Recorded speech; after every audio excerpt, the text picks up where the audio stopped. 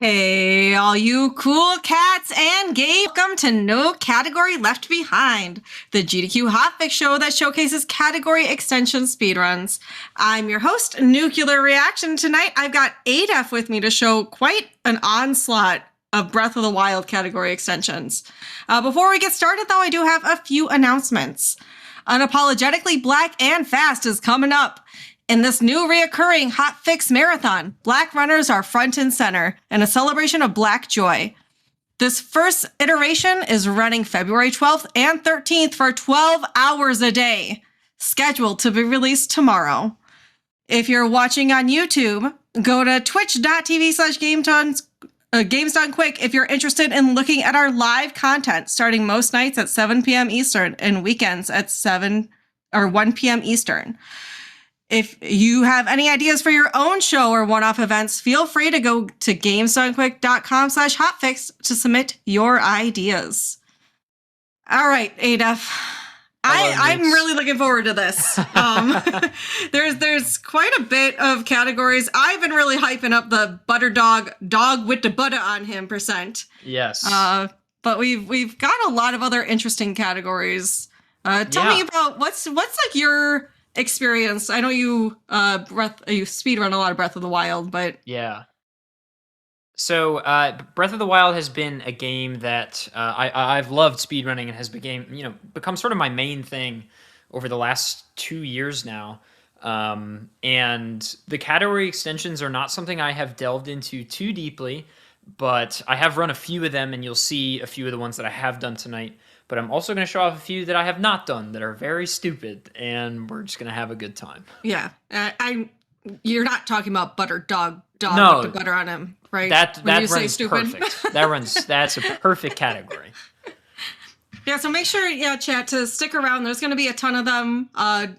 The range of these runs are going to range anywhere from 35-minute estimate. This will be one of the longer ones we're starting off with, down to a 5-minute estimate. So quite a variety here. First off, we got Master Sword. So what is that category about? So the Master Sword category is exactly what it sounds like. The goal is to get the Master Sword as fast as you can, and then time stops when you have the Master Sword in your inventory. Okay. Well, let's get going then. Whenever you're ready to count down, I'm ready to see these runs. Sure. So I'm going to go ahead and select new game because the time starts at Control of Link. So I'll give like a rushed countdown. But luckily, Ray on Tech has a lot of experience with Breath of the Wild, so I think they'll be able to nail it here. But yeah, so I guess I'll give an intro to this category. So Master Sword is actually one of the most competitive categories in Breath of the Wild, period. Largely because it's so interesting, right? The Master Sword in and of itself is kind of like a big goal in the game for a lot of people. And so, aside from beating Ganon or whatever, the Master Sword is like, the thing. And so this run has existed since the game came out and has changed a lot over the years. Because originally, the way you did Master Sword was you literally just, completed as many shrines as you had to be able to get the 13 hearts, 12 or 13 hearts required to lift the Master Sword. But then over time, new glitches were found. New glitches were found in order to make that process a little bit faster. And we are now currently sitting at the fastest Master Sword has ever been. This run you're about to see from me will not employ all of the fastest strats, but there actually is a decent chance of me PBing here because I'm much better at the game than when I used to run this category, and I did not do any practice runs. So there's a good chance we see a little PB here. Assuming I don't completely beef it, which is totally possible. I'm assuming you still have to get those 13 hearts, or is there a different strat? Oh. There is a spicy new trick found mid-last year, or maybe early last year? It was last year. I think like 7 or 8 months ago. But the first thing I have to do is Shrine of Resurrection clip. So I have to get off the plateau as fast as I can, and part of that is this little guy. Just went well. I'm clipping out of bounds in the Shrine of Resurrection to skip that cutscene where Zelda tells me all about the Sheikah Slate and the world, and then also skipping the looking over Hyrule cutscene. This also skips time of day happening, so the game will maintain 5 a.m., around 5 a.m. for the rest of the game, no matter what, which is really nice. The negative side effect, or positive, depending on how you look at it, is I cannot enter shrines the traditional way because I'm never going to raise the tower, because I don't have to. And so... Oh, there's actually a chance... I have a backup strat. Worst case scenario, I have a backup here, actually, but we're going to be fine. Okay, so this is a relatively new plateau route. And if you haven't watched any Breath of the Wild in the last 3 or 4 months, you've probably never seen this great plateau route, actually, which is really cool. I'm a huge fan of it. I think it makes the plateau way cooler. But it is due to a trick that was found called Bow Lift Smuggle Slide, or Bliss for short. What a name. Yes. It involves smuggling an item with your bow and getting into a state where Link is kind of holding that item and the bow, and then you'll see what happens. I'm about to do the first one in just a second here, actually. Okay, I actually want to kill this fellow. Alright. So I'm going to get a bow and arrow here, and the first, like, 15 minutes of this run is exactly identical to any percent. I'm doing the Great Plateau any percent here.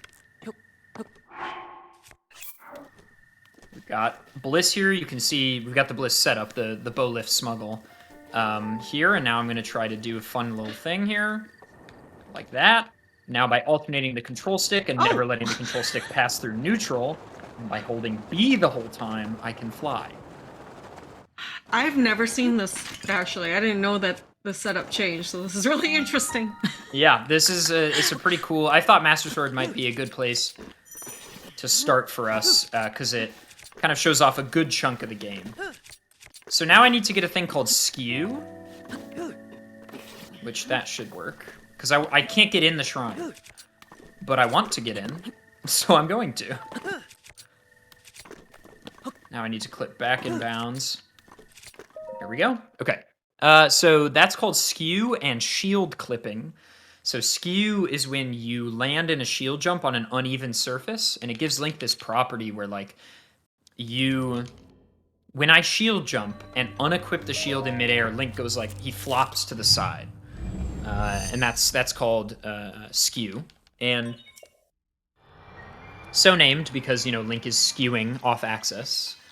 And shield clipping is just this nice little side effect where I can clip through walls using big skew angles.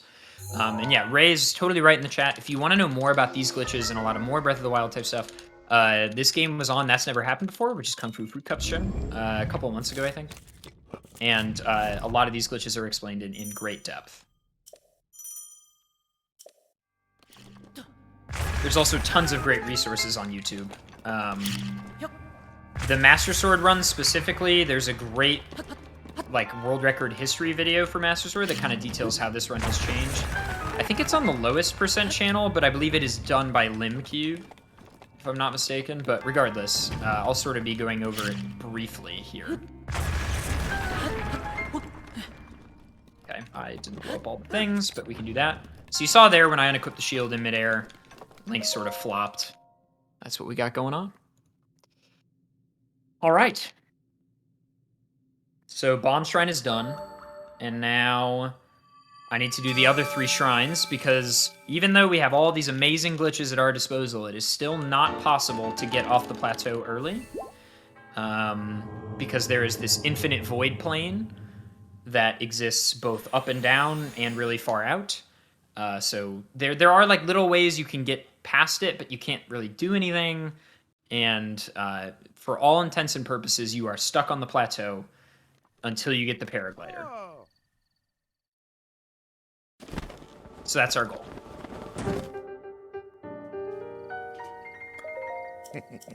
I also forgot to change the language to French. That's technically fastest for this category, but that's okay. What's up, Nukes? Okay. Less people asking in chat why this is French than for the stream. Yes, yes. I was going to ask about, I know you said that that clip you did in the beginning keeps the time of day at 5 a.m. Does that prevent rain from happening? Yes. So if it is not an area where rain is forced, Like Zora's Domain, for example, is an area where rain happens every time. It's not an area like that where the weather changes intentionally. The weather will stay partly cloudy for the rest of the game. That's nice. Yeah, it's huge. Also, there will never be Stalblins or whatever. Like, none of the Stal children will ever spawn. Ooh, I dropped. That's actually a really unfortunate place to drop. I'm gonna do a backup to the side. So what happened there was my thumb slipped, and the analog stick passed through the neutral position on the analog stick just for a moment. And that's literally all it takes to drop Bliss.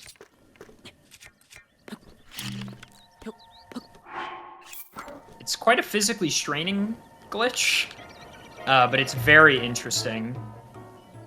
Okay, Link, please do not be stuck. Go out and around. It's also takes a long time to learn, like, how to move Link when you're in this state. This is a really bad Bliss. Basically, I'm just trying to get over to Magnesis as quickly as possible.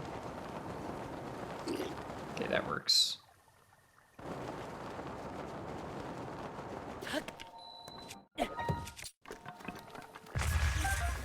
Okay, so now I need to get rid of the skew that I still have.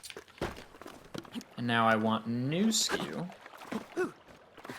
That should work. Nice. Come on. This is a notoriously difficult one to clip back into. There we go. So one thing that's interesting about these shield clips, right, is that every shrine is different. The collision is different. How high they are above the ground is different. So every shrine has a unique skew setup. And a lot of them have several different ones. It's sort of personal preference. Like that setup you just saw me do is not one you'll see very many people do. But I find it very consistent. And then we'll have 2 more shrine clips after this. But part of the reason we go to bombs first now on Plateau is because you can bliss with bombs anywhere. Whereas, you know, for bliss, normally you need an item you can pick up. The bombs, you can make an item to pick up whenever you want. So that's why bombs are now first in the Plateau route, whereas stasis was first for like 2 years. So it's been a really exciting time in Breath of the Wild speedrunning because the Plateau has changed for the first time in a really long time. And changed a lot at that. And so that's been a really exciting thing since, you know, every category starts with the Great Plateau. I have to say, every time I've watched Breath of the Wild on GDQ, at least, it's been completely different, which is really, really freaking awesome. Yeah. Absolutely. So I just blew myself up on purpose. The reason for that is exceptionally complicated. But basically, I'll tell you, why not? You know, maybe people want to know.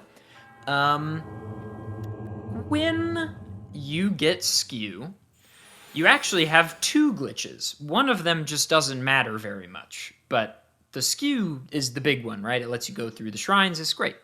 But there's another one called Ragdoll Glitch, and Ragdoll Glitch is also present once you get skew. And basically, Ragdoll Glitch prevents you from ragdolling, or like, yeah, that's kind of a way to describe it. I am gonna grab these Hyrule herbs just for safety.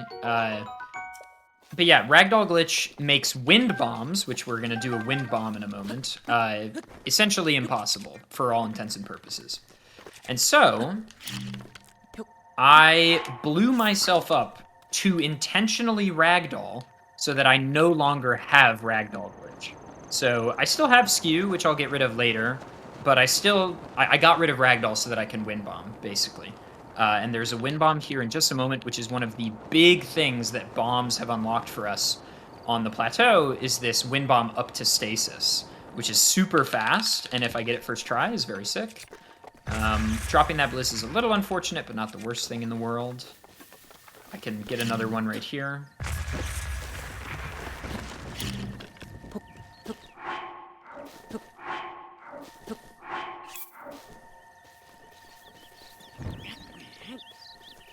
Sometimes Link is a little finicky about wanting to get into the bliss state, like this. But there we go.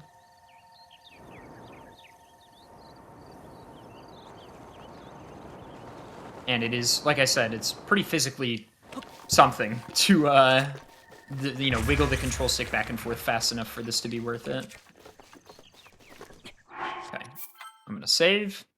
This is the wind bomb, and you basically have to get it if you want to go even kind of fast, because otherwise you have to climb all the way up to stasis, which is not worth it. So we're gonna see if we can get it here.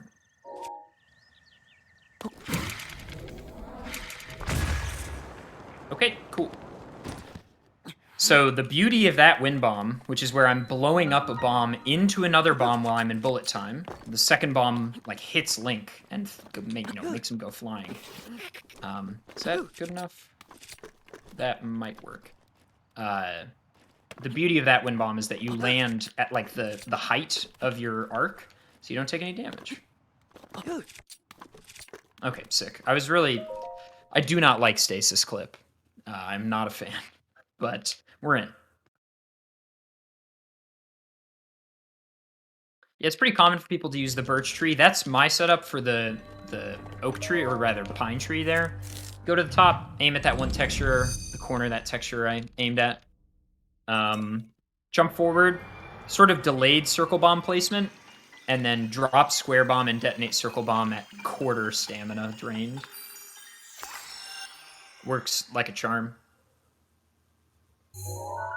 I cannot go in the normal way. There's a question, why do you clip into the shrine when it's faster to just go in the normal way? I cannot go in the normal way. Because I never raised the tower, which I could just go do. I kind of said at the beginning that it was as a side effect of the Shrine of Resurrection skip. That's not really totally true. It's actually because I didn't raise the tower. And so the shrines cannot be entered the natural way.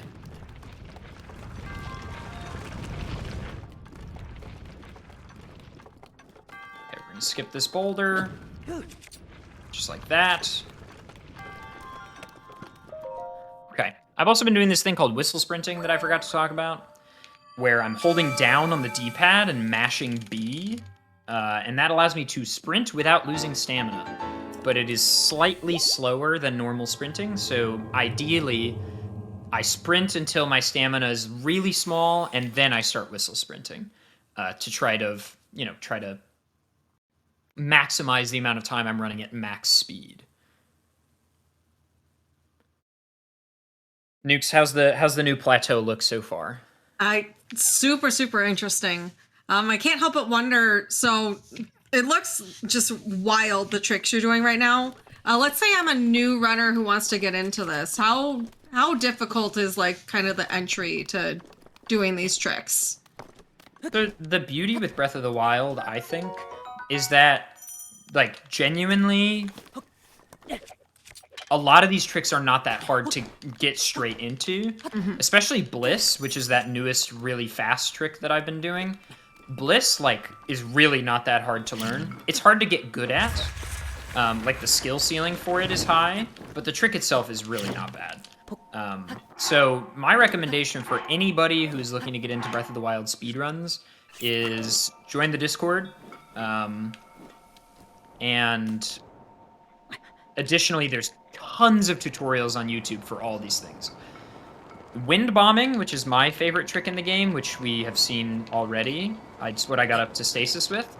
Wind bombs have a huge skill ceiling and are so cool. In my opinion, so worth learning, even for casual play. It's just so fascinating, and there really is so much versatility involved. And like, you can learn wind bombs, the most basic format, and just like, that's all you ever want to do, and that's fine. Or you can like get a PhD in wind bombs. Because there is just so much stuff that is possible to learn about them, and it's really cool. But that knowledge is public and, you know, shareable, and we'd love for new people to learn how to do it. I'm really confused why I'm not clipping in, actually. Because my skew feels pretty big, but I'll give it another shot. And I'll go ahead and save, just in case. Be super safe. That should work.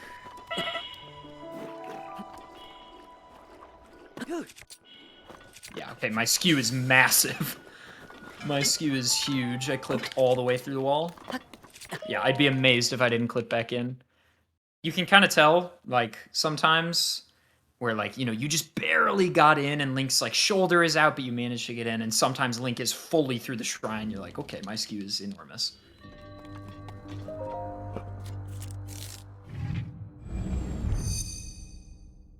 I was told there would be butter and dogs. Soon, my child. Yes. Soon. I think, trying to see how many we have quite a lot of categories to go through tonight, chat. We have 7 different categories that ADEF will be showcasing tonight, including butter dog with the butter on him %. It's true. That one, we're saving it towards, you know, closer to the end so that we keep gamers wishing for more. There is a wind bomb in Cryonis here that I could do, but my health's low. I'm not feeling super confident on it. I didn't practice it today, so I'm just going to take the long way around. It's just easier. Okay, so after Cryo, I'm going to bliss over to the old man on top of the Temple of Time to get the paraglider. And then I am going to do a huge bliss all the way across Hyrule Field. And this is sort of the biggest development in the Master Sword speedrun over the last 3 months is, you know, the plateau changed a lot, and then also... Oh, I need wood, I just realized. Oh, and I need fire arrows. I didn't get those either. Okay. I kind of just was on autopilot and missed a few things, so I'm trying to think of the best way to do this. Wood I can get later, but fire is a little peskier. Hey. I could get flint down below. That'll work. Yeah, that's fine. Okay, so I'm gonna do something a little bit slow, actually. So probably no PB because I just forgot to get the necessary materials to do the glitch later to get the Master Sword. But I'll do my best. I'm gonna go ahead and get the paraglider. I kind of want Link to turn a little bit. Oh, that's not great.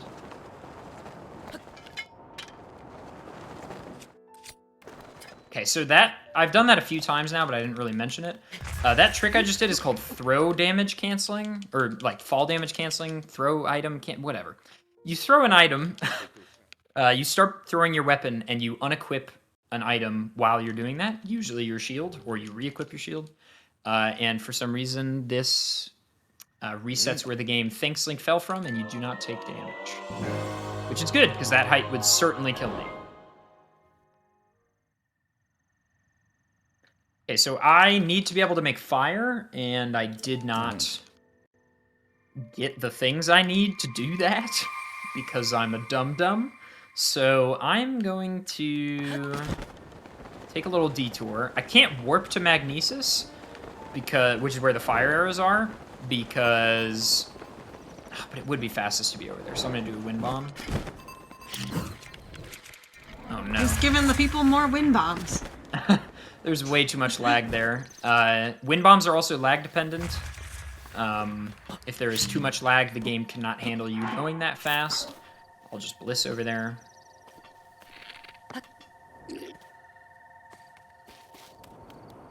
But yeah, this is slow, obviously. I should have just gotten the means to make fire earlier, but I just simply forgot. It never gets old seeing Link like that. It's pretty good. It's a great glitch. Is it the fire arrows or the ice arrows? Oh, I opened the right chest. Let's go. Saving time. Yeah. I now need a tree. We'll use this one. That's fine. But yeah, I need wood and a means to make fire. So we'll do that like that. We've got wood, and we've got fire arrows. Check, check, check. I definitely could have PB'd if I didn't forget these things, but that just means there's a free PB waiting for me later. Okay. I think you mentioned earlier the last time you did this run was quite a long time ago. 7 months ago, yeah. Okay. I was not as good at the game. I mean, you know, you're always getting better. And Bliss did not exist at that time. Okay, so now we want to Bliss all the way across Hyrule. I don't really want to go through Hyrule Castle because there's a lot of lag in that area. I also need to be conscious of the fact that there is actually a speed cap for this glitch. There is a speed at which the game will stop Link and set him back to 0 speed. So I'm trying not to reach that. I'm trying to, like, get just before it. I should be pretty near the speed cap at the moment. You can kind of tell that, like, if you look at the mini-map, Link is 2 tiles ahead of the center, and Link is always supposed to be in the center of the mini-map. So, like, every time the area loads, it pushes Link back in the mini-map. If I go a little bit faster than I'm going right now, I'll probably speed cap, but I'm slowing down a little bit, so time to go fast again. Do you affect the speed? Is that by the wiggling? Yeah, correct. Okay. So I'm accelerating Link backwards by wiggling in the opposite direction. You can kind of think of it like the bomb that I'm holding is pushing Link. And I'm in this funky state where I can't fall, so I just maintain my horizontal momentum.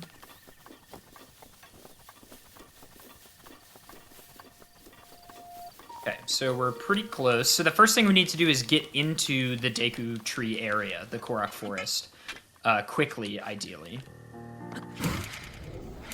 I don't know why that dead-angled. There are a lot of things that can cause a wind bomb to fail. I won't go into all of them, but there are, like, literally many different ways. That, to me, looked like a dead angle, which means I wind bombed at an angle the game didn't like. There's also lag stopping, which you've already seen once. I'm going to grab this just for health, for safety reasons. Also, a fun little thing. I never raised the tower on the Great Plateau, so you'll notice there's something absent in the distance.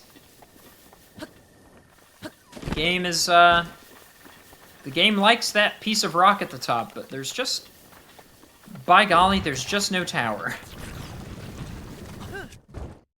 You know what? I'm actually gonna shield surf. Or I'm gonna ragdoll. Oh, that's why my wind bomb failed. Oh, okay, I didn't dead angle. I still had ragdoll glitch from the Cryonis skew. Okay. Well, now that's gone, so I can just wind bomb. That's great. Let's do, like, here.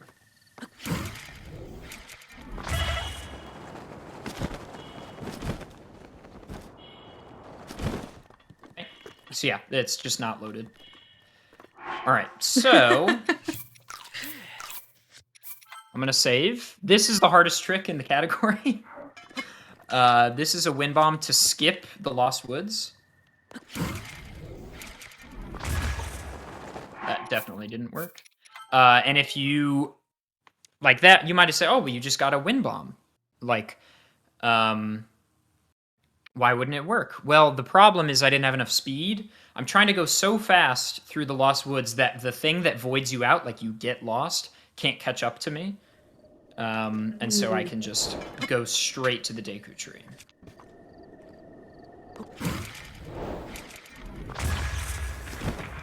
Okay, well, I can try again at least. That was a dead angle. So I'm doing a subsect of a wind bomb called a subset called a turn wind bomb, or like an angled wind bomb, where I'm angling in midair. And for some reason, the game is not liking it. On my honor, this worked before I clicked start stream. This is the one thing I practiced. We believe. We believe, Ada. I believe too. I'm just not sure how long it's going to take. It's really weird, honestly. This is literally the only thing I practiced. And the plateau went pretty well, and this is not going well. Cat, send the good vibes. We need your good vibes, all of them. Nope, that's not going to work. So yeah, I basically... And if I get caught by the Lost Woods, you know, if the, like, Korok laughing happens, it first tries to put me here, and then it tries to put me at the start. If I do get fully caught, I'll just go through the Korok Forest the intended way, probably. I'd rather not do that, but that should work. Okay. Please don't get caught. All right, we're chilling. We're chilling.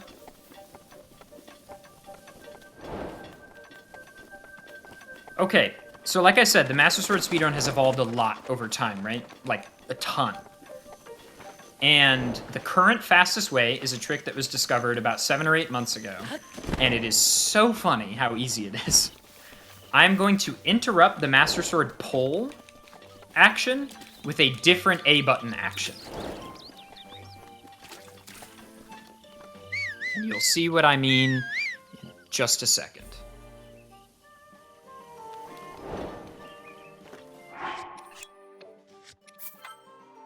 I'm gonna save just in case I burn through my wood and it doesn't work.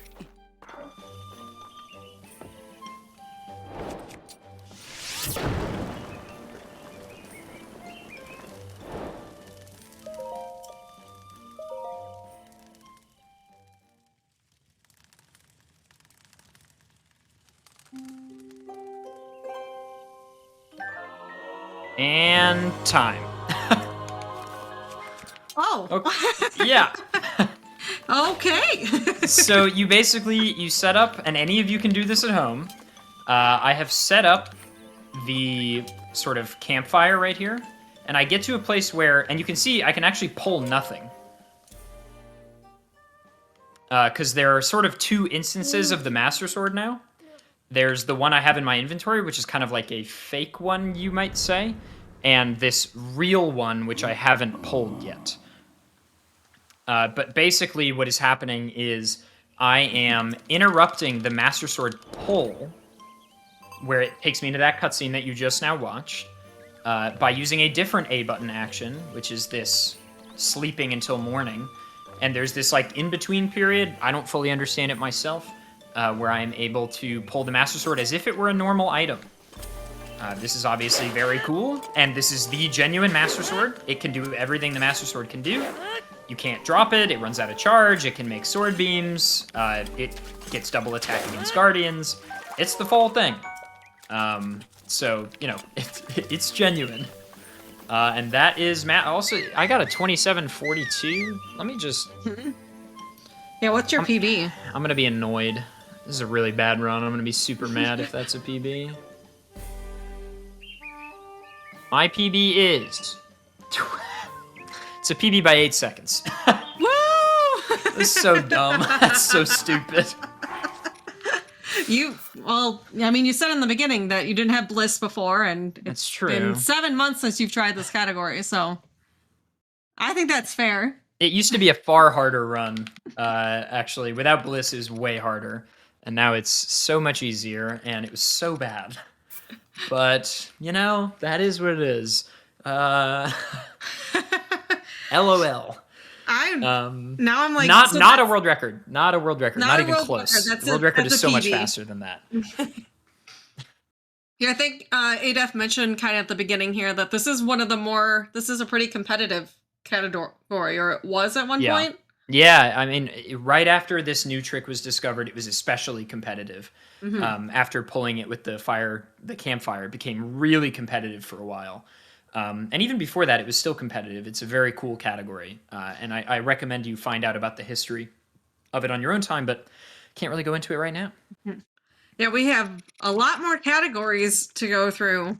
We do. Next one's going to be a lot shorter. This is going to be down to a 5-minute estimate. And it's called die percent. Yes. Which you can probably imagine what our goal is here. But I think this one has kind of a little bit of an interesting... There's quite a few different subcategories to die percent. So it's like a category extension, but with subcategories. Yeah. A category extension within a category extension.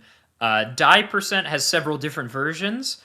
You can die via Bokoblin, via fire, via a great height. There's also go home and die percent, which is where you kill yourself on the Shrine of Resurrection bed.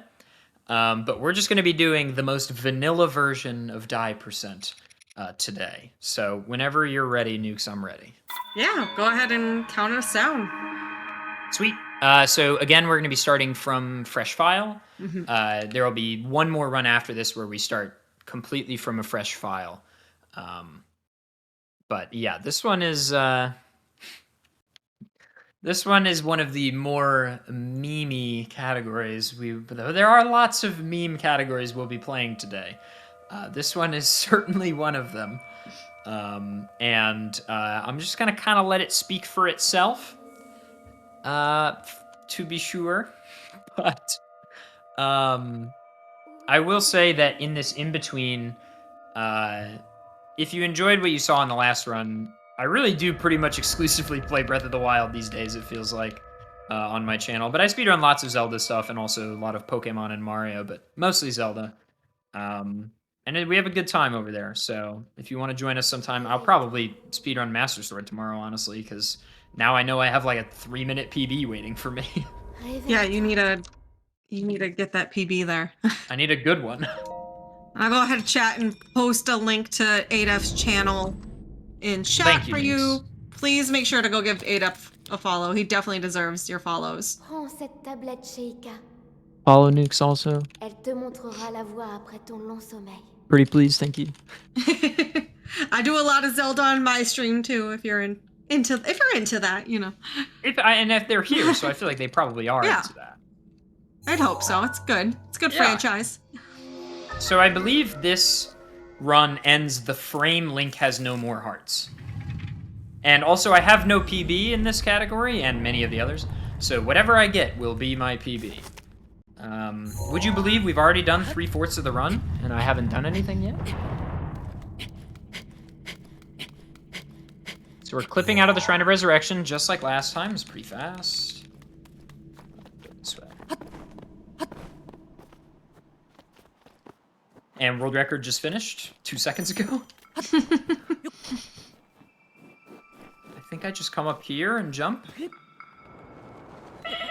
Oh no! Dude, rip. I have to jump a second time. Rip. Oh my god, the run's over. Terrifying, oh no. All right, time. BG. What a tragedy. What a modern tragedy. I hate to say this, Adaf. I'm glad it played out that way. Tragic, dude. Tragic. Absolutely tragic. Oh. And there you go, chat. That's die percent. That's die percent. That puts us pretty low on the leaderboard. That was an unfortunate mistake. Oh, we're not even in the top 100, guys. That's so disappointing. We did just beat like 70 people, though, so that's good. All right. Wait, was that die percent that I was on? Yes. Okay. Yes. All right. So, chat, you've heard of die percent, but have you heard of kill percent? This is good. So this, we just want to cover all the vices here. And this next one, murder. There are 2 subsections of kill percent. There is kill a Lionel, and there is kill a Bokoblin. Kill a Lionel is only possible on Master Mode, or you could do it on normal mode, but you just have to get off the plateau and go find a Lionel. But the fastest version is in Master Mode. You get like a Magnesis boulder over to the Plateau Lionel, and you just clobber him with it for like 5 minutes. But kill a Bokoblin percent is markedly faster, coming in well under the 5-minute mark here. There is a backup strat. If I go over to this Bokoblin camp and the Bokoblins get to their Boko Spears before me, there is a small chance we can still finish the run quickly, but it's very risky. So we'll see if that happens. Réveille-toi. Okay. So again, we're going to clip out as fast as we can. And we're going to go find an unlucky Bokoblin who it's just not his day today, unfortunately.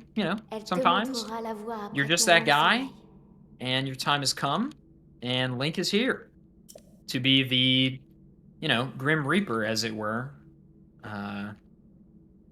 And that's tragic, but, you know, our speedrun must finish, so someone has to go. So here we go.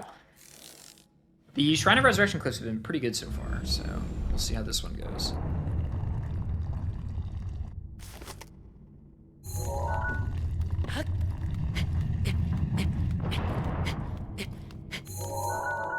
Not this one, unfortunately.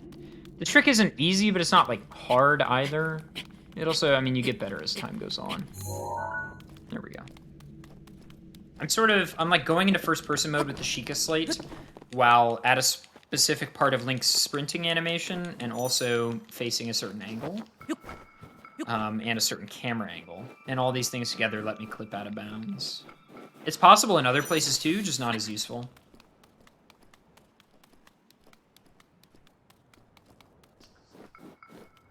Okay. So here we go. We want to get to the Bokoblin Spears before they do. That's our goal. This guy's preoccupied, so it looks like we're going to be able to do that. Now let's pick our unsuspecting victim. How about this fellow?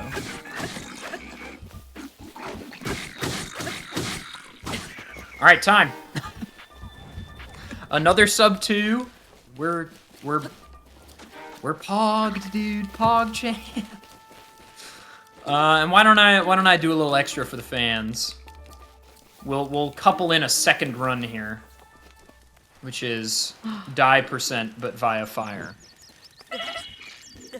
Or Bokoblin if he gets me first. Oh, fire got me. Oh, I was rooting for the Bokoblin.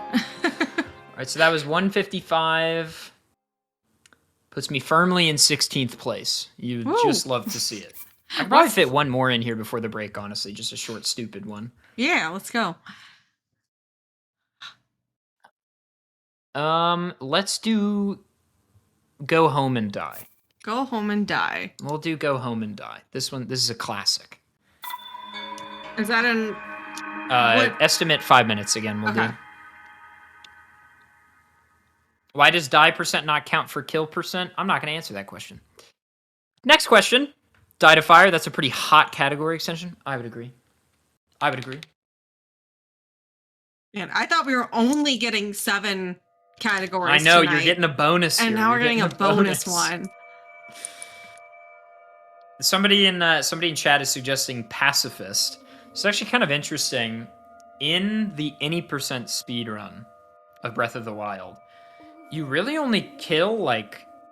Obviously, if you want to beat the game, you have to beat the bosses. So let's exclude the Blights and Calamity for a second. And let's just talk about enemies. In a proper any % speedrun, you kill less than 10 enemies for sure. Maybe even less than 5. Which is kind of funny. And it's definitely possible killing none. That is absolutely possible. Réveille-toi. Okay, Go Home and Die %. Here we go.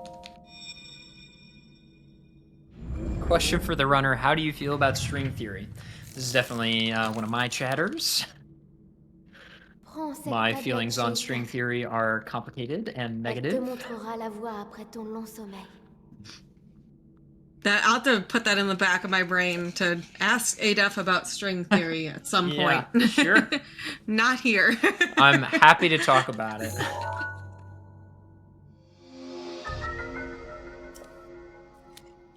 Okay, Go Home and Die. The goal here is to kill Link on the Shrine of Resurrection bed. And we're actually not going to do Shrine of Resurrection clip. We're going to watch the most magnificent cutscene in gaming.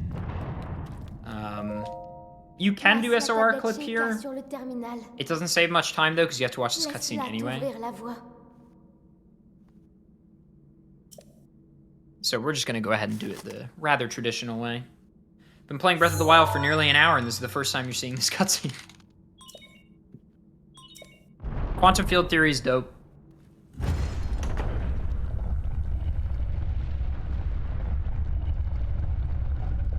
Why French? So typically in shorter categories, you play with French as the voice acting and the text. But because it's Tu es faster. notre It's like in lumière, like any other speedrun with different language. celle qui rule But avec I forgot to raison. switch the text, but it doesn't really matter for today. But I leave the language as French for the Mets-toi en voices route. always, just because I think it's pretty and I speak French. So those are the reasons for me. I think the French voice cast overwhelmingly does a great job. And I'm gonna shut up so you can enjoy this cutscene.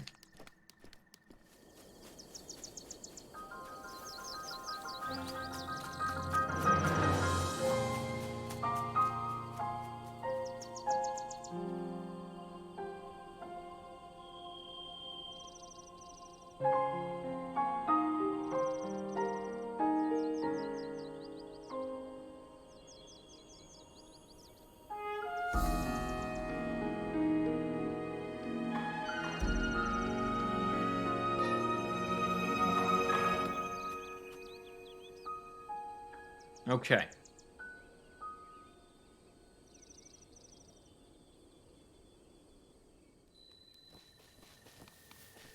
So the first thing we're gonna do is we need a way to make fire, because you can't really lure enemies easily, and basically fire's the fastest way. So the first thing we need is an axe to cut down trees.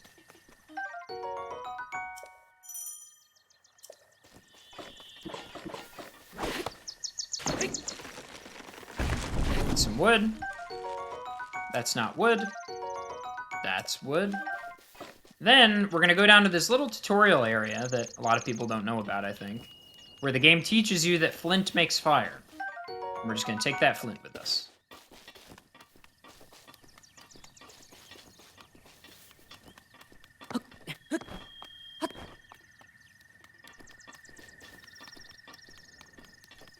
I don't think I've ever seen that little area right there, if I'm I being know, honest. it's very secluded. Because, you know, the only time you would really reasonably see it is right at the beginning. Mm-hmm. But the game draws you naturally over to the old man and then to the Temple Yeah. of Time, so... This is also not a thing you see very often, running this way through the Shrine of Resurrection. Mm-hmm.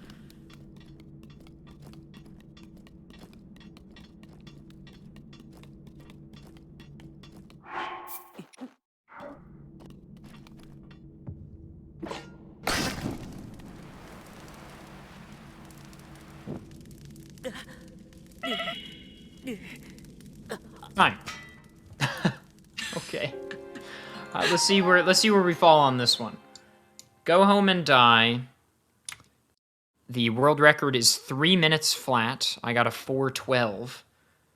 4:12 is pretty deep in the leaderboard. It's not very fast. So, you know, we're gonna have to improve that one later. Yeah. But But that's think a that- I that's think a that's PB good. for you, right? they're all PBs so far. Wow, we're just gonna have a night of PBs here. I know. I All think right. that's probably good for the first segment, I would say. Yeah. Chat, we're going to take a quick little wellness break here. So make sure you get up, stretch, maybe grab a snack or a drink. We'll be right back. After this, we've got another chunk of good Breath of the Wild category extensions, including Great Plateau Koroks, Become Monke %, and of course, Butter Dog with the butter on him %. So please make sure to stick around. There's a lot more Breath of the Wild after this break.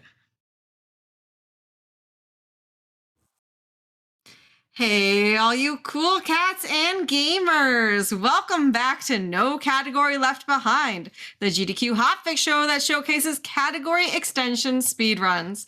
I'm your host, Nuclear Reaction, and tonight I got Adef with me doing quite a conglomerate of Breath of the Wild category extensions. We already went through quite a few. We did Master Sword, Die %, Kill %, and Go Home and Die %. Up next, we've got Great Plateau Koroks, Become Monke %, and Butter Dog with the butter on him %. But first, let me go over a couple announcements here. If you're watching on YouTube, go to twitch.tv. Twitch.com. Twitch.com. Go to the correct website, everyone, twitch.tv/gamesdonequick. If you're interested in watching our live content, starting most nights at 7 p.m. Eastern and weekends at 1 p.m. Eastern.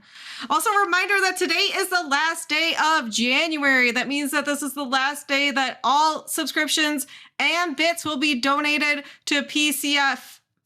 So make sure you get those in. Maybe you have a Prime sub hanging around.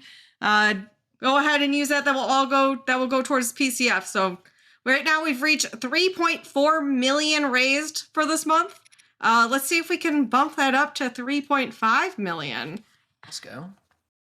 All right, Adolf, so we've got up here Great Plateau Koroks. Yes. So I just did the lesser known real life category extension roll sleeves %. So that was good. I did actually both, which is world record, which is really exciting for me. But the next Breath of the Wild run that's coming up, and thank you for indulging me in that incredibly stupid joke, we have Great Plateau Koroks, like Nuke said. So the next 3 or 4 runs I'm going to do, just because I don't really want to make you guys sit through the plateau 4 times, because we already did it once for the Master Sword run, the whole plateau all the way through.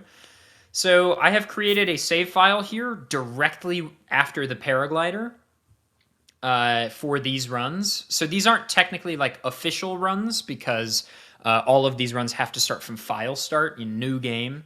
But we're going to, cheat a little bit here just so I can show you guys more content in the time that we do have.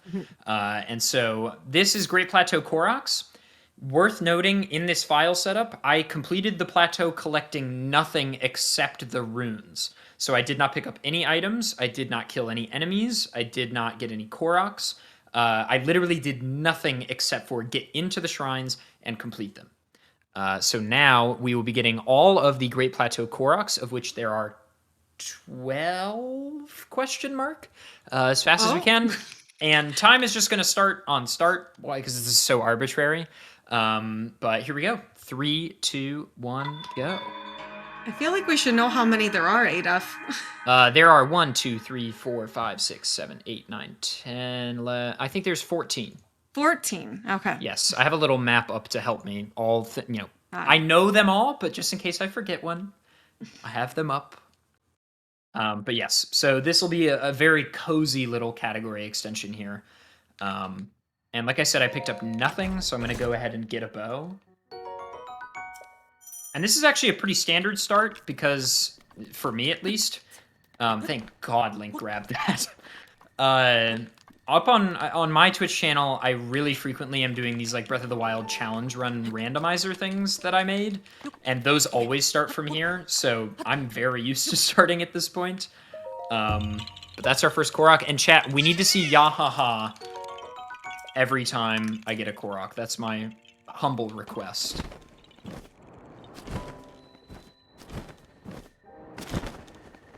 Get some arrows here.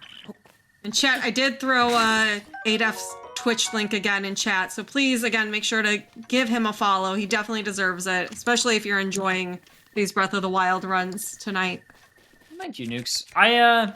It's interesting, right? This whole thing of, like, plugging oneself on the GDQ stream. But, the way I feel about it, and if you've ever seen any of my hotfix shows, which I do run too, the way I feel about it is, like, there's a lot of cool people in the chat, and for a lot of us, we don't typically have this level of exposure. And so, it's just a good opportunity to get your name out there. And I feel like, why not, Yeah. I feel like it's time for us to remove the stigma on just being like, hey, check out my stuff. Go see my channel, etc., etc. It's a good reminder too, because if people are here enjoying the content, right, maybe they want to see more of it. So it's a good reminder, like, oh yeah, I can go follow this great creator right here, this great speedrunner. Well, yeah, they certainly can. It's actually free, and I know that's just really nutty. But I got the Worm de Blay, which is really nice. I kind of forgot about it, honestly, because I never get it. But it's a very good thing to have. So I'm going to kind of do like a big circle around the plateau. Though that's actually not the fastest way, because I need fire arrows before the one up by Cryo. So I'm actually going to do these and then loop back. So yeah. Anyway, yeah, follow me. Twitch.tv/Adev. I stream every weekday. So that's fun. What runs have you been working on your own Twitch recently? I did a huge grind of Breath of the Wild any percent a couple weeks ago, where that's all I played. But more recently, I have been doing a lot of these randos that I made. It's not like a traditional randomizer. I've done a few on the Hotfix channel before. It's a program I created that randomizes a goal and sets of restrictions for Breath of the Wild. And I'm working on getting a public release out right now, so I've been doing a lot of testing. So I've been doing lots of those. Other than that, I don't know. Just lots of Breath of the Wild stuff. I'm definitely a big fan of randomizer content, so Yes, that's you good are. to know.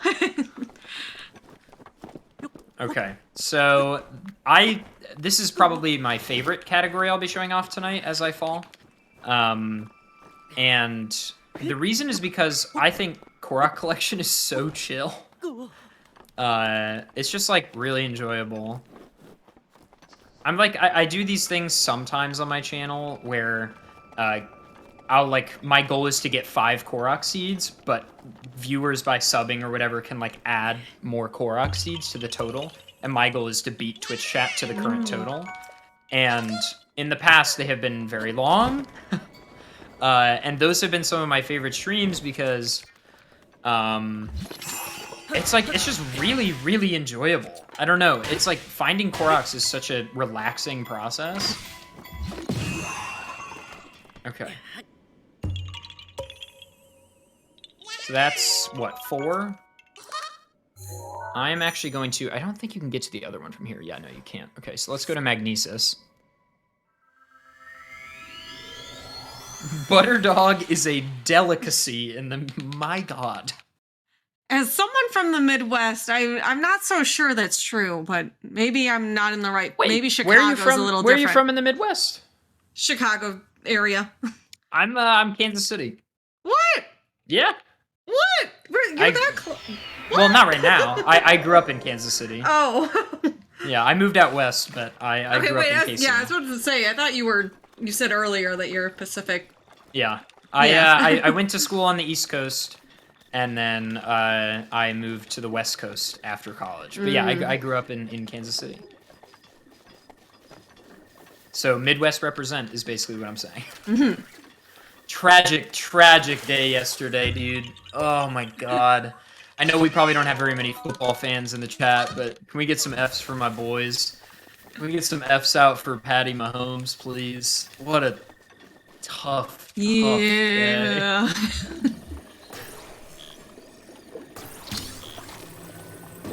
But that's not right now. Right now, we're getting Koroks. KCK or KC Mo? I guess it doesn't matter because I don't live there anymore, so I'm not really doxing myself. The better one, which is KC Mo. Get wrecked, KCK. So I'm going to show you a thing here that I didn't know you could do in my casual playthrough. I always use bombs or fire, but you can just break that with swords. Oh. I did not know that until very recently. That makes sense, but... Yeah. Okay. I actually have an idea. There's a Korok up on a hillside that you use Magnesis to move. It's like the first Magnesis block puzzle Korok, of which there are tons in the overworld. But the first one is here on the plateau. And typically you would drop down to it, but I think I'm going to wind bomb up to it because I have the paraglider. Which you would not typically have. That was a very interesting game hang there. I can't say I've seen that.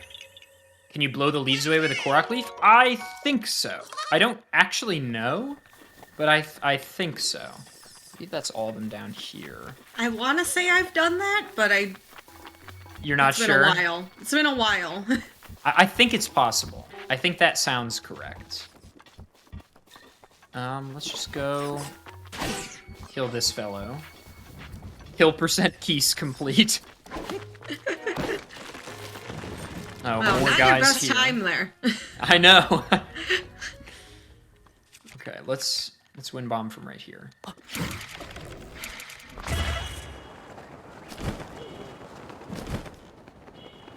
I guess we're kind of done with the PBs then here if we're not starting from a fresh start.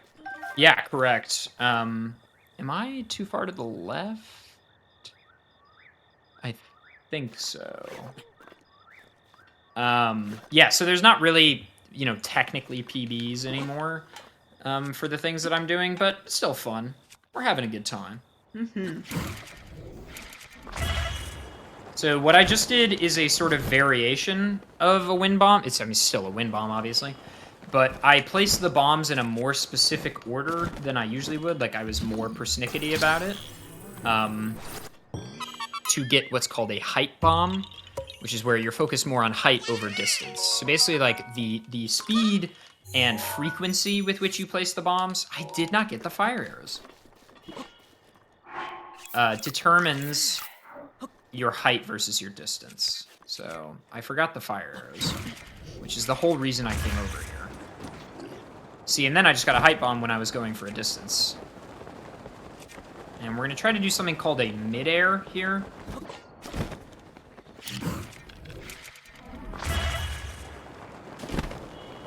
Which I did, but not really in the right direction. Mid-airs are probably the hardest form of wind bomb, I would say. That's kind of the thing you don't learn until you're pretty confident with them. I would say only within the last year have I actually become good at them. They're quite tricky to figure out. And it's really just a feeling thing.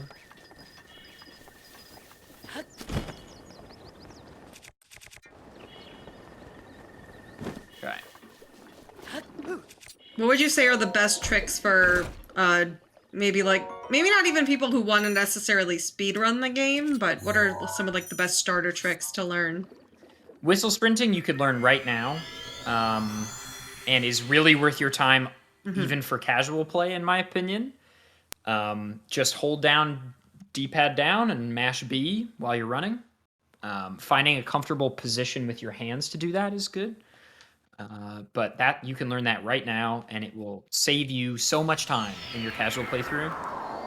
But remember, it's slightly slower than normal sprinting, so if you care about that, don't just do it all the time, because you'll be running a little bit slower, but, you'll find yourself at the beginning doing it literally all the time, because it feels so convenient.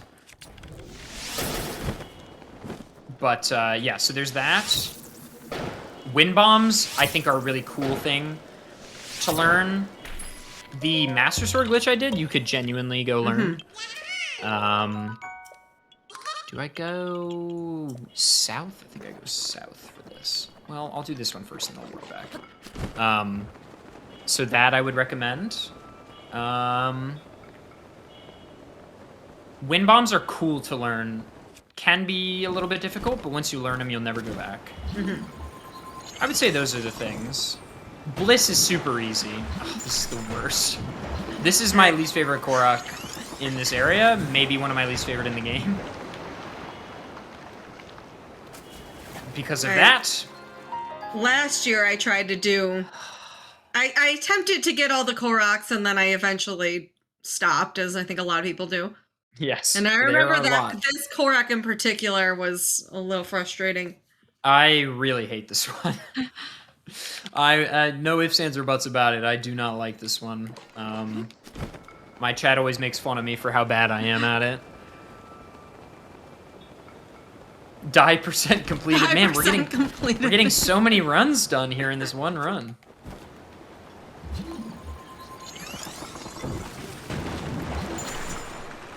Okay. Can I get on the thing? Okay. Alright. We got it. There we go. So now we'll get that one and then loop northwest. I'm just going to double check, but I think I have all of them but 2. No, I'm actually missing 3. Technically, there is a Korok in the Shrine of Resurrection bed, but you cannot get that until you step onto Hyrule Field for a second, and then it loads. So we're not going to be including that in this. because it is technically not doable during the Great Plateau.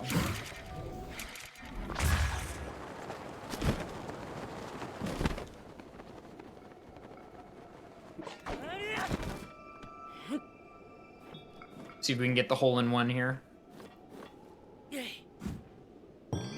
Yes! Yeah. Sick. Sick. Okay, we want to go just northwest of here. We're going for, like... This one is, like, I always do not know where it is, so I'm going to go ahead and make a little way marker there. Had a question in chat asking, Adef, what is the longest speed run you do on Breath of the Wild? I just did all shrines the other day, but as sort of like a community challenge where like gamers added shrines during the run. That took like 11 hours.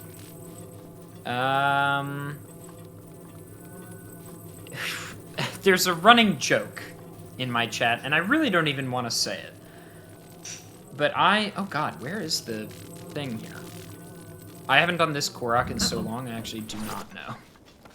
Is it to the left? I thought it was to the right. Oh, it's over there. Okay.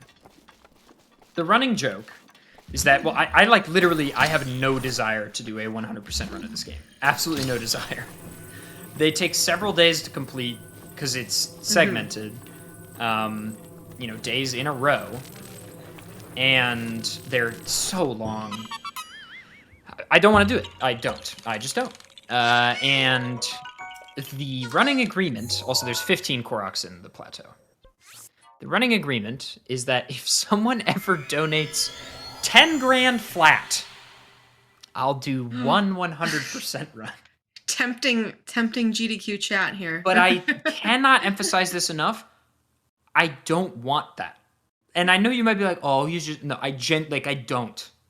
It will consume weeks of my life. And I like genuinely don't have the time. I also work, so like I stream full time, but I do other things, and it just genuinely would not be possible. So I created a number that was impossible so that it would never happen.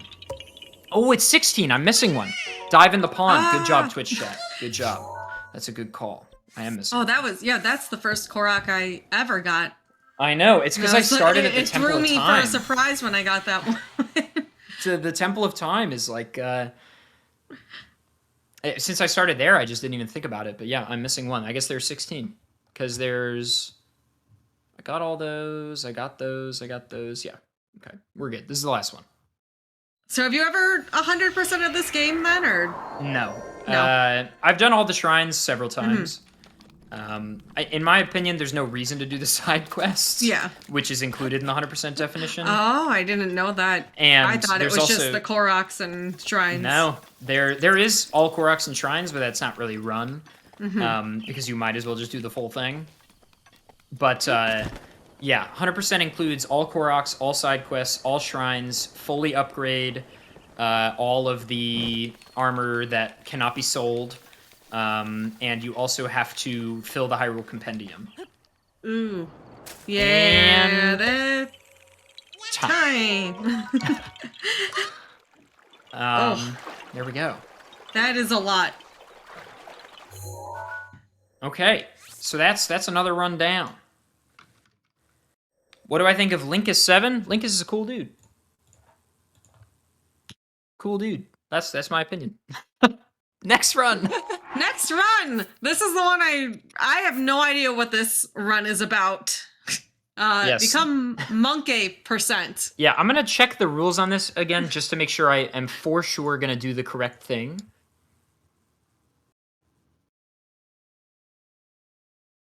Okay, so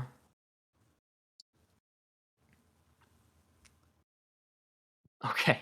All right, here we go. 3, 2, 1, go. We are about to abandon humanity and return to Monke. It is time to return to our roots. We are going to devolve. Humanity was a mistake. We shall return to the superior form. Goodbye, Homo sapien. Hello, Homo erectus. Or even further back, probably. But yes, this is Become Monkey Percent. This category was invented last year by, I feel really bad, but I can't remember who it was. But a community member created this category to create a tournament for the category. Oh my gosh. So, yes, it's amazing. So the whole goal of this runner was to create this tournament. It actually was pretty competitive. Return to Monkey Percent or Become Monkey Percent was really competitive for like a month. And the times got quite low. So obviously this is not a technically official run of Become Monkey Percent, again, because I'm starting from the pre-made file at the Temple of Time, but that's just to save us having to watch the plateau again. Okay. That's been one of the most interesting parts of my show, is hearing how some of these categories even came to be. Right? And it's also like sort of the unofficial official way that a category becomes official is if it shows up on the extension's leaderboard. And different communities have different rules for that. But for Breath of the Wild, it's like a certain number of people need to be actively running it. And so the point was the runner wanted to get the run on the leaderboard, so that's why he made the tournament, so that everyone would run it. So we're blissing again. So again, this is Bow Lift Smuggle Slide. This is a relatively new trick. I'm also realizing I'm going to finish this one really fast, actually. After this run, can you abandon Monkey and become Crab? Yes. And I know how I'm going to do it. I have an idea. So this is Bliss, Bow Lift Smuggle Slide. This is a relatively new trick where Link flies through the air. I sort of explained it in depth earlier, but the bottom line is Link can fly now. And that's super useful for us. But the goal of Become Monkey Percent is to go to an area in the Farron Rainforest where there are monkey sounds, crouch down, and eat a banana. That is the goal. That is what we will do. I actually don't remember where the monkeys are. So there's no, like, monkeys that you can see. It's just monkeys that you can hear. And so we have to go find some. And there are some bigger trees where the monkey noises are common. We got our bananas. Now we just need to find some monkeys. I think this area works.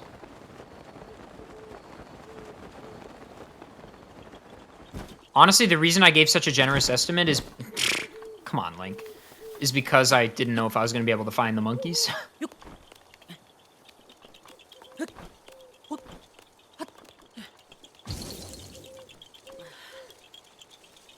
So those are definitely owls. We're just looking for monkeys here.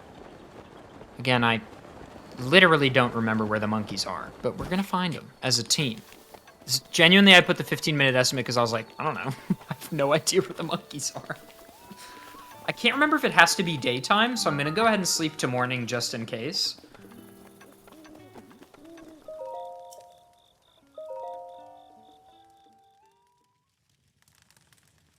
Yes, there are monkeys in Breath of the Wild, not physically, but aurally. They make noise.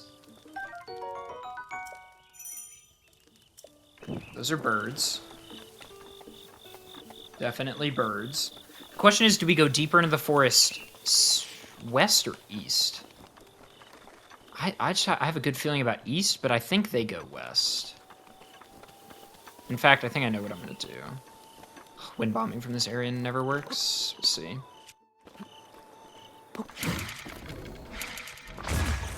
Work today.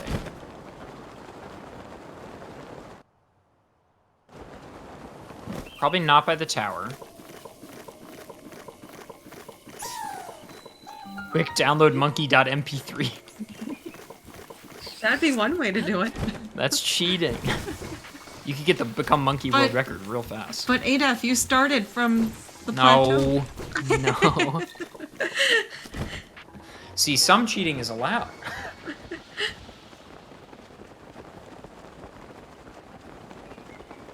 I have a good feeling about this area. Okay, that was a lag stop for sure. More bananas. Perfect. That means the monkeys must be close. More monkey. Become more monkey. Become more monkey. That's how it works, right? Mm-hmm. I never read any of those Animorph books, so oh my god, I could be wrong. Where's Kizaron when we need him? Okay, I have a good feeling about this area. Where are my monkey friends? This is probably the least prepared I've ever been for a GDQ thing. And it's for the dumbest run ever.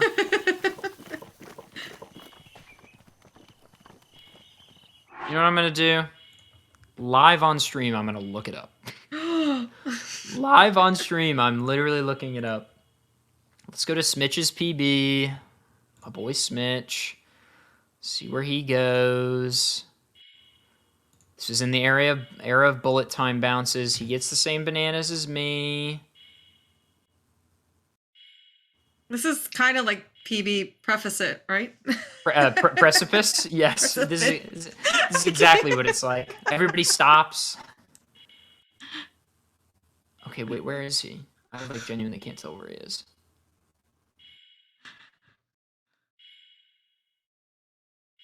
Yeah, this is the hottest strats right here, right now, chat. Look it up. Take notes. Take notes. Look it up live on stream. Okay, I think I have an idea. If you hear any monkeys, you yell at me.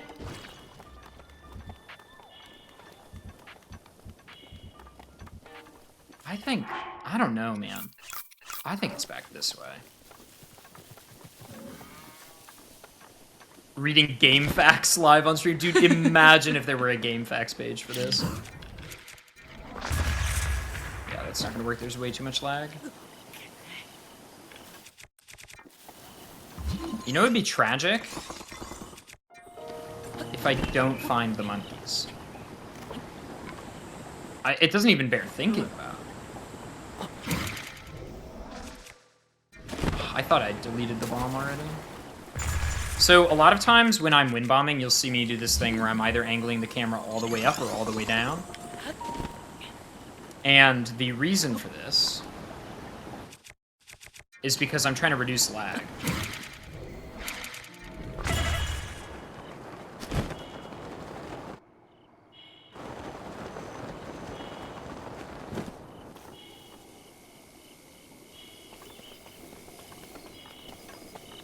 Where are my baboons? Where are they? Where are my baboons? Yeah, this is epically cursed. For those of you who might be joining us later, so while Adaf does a lot of Breath of the Wild speedrunning, a lot of these categories he's doing for the first time tonight, just taking his game knowledge. And I think, unfortunately, one of the things that is not within his banks of knowledge is where the monkey noises are. Which I don't blame not something him you for really that. ever have to know. Oh, wait, is that it? I think that's it. Hang on, I feel good about this location.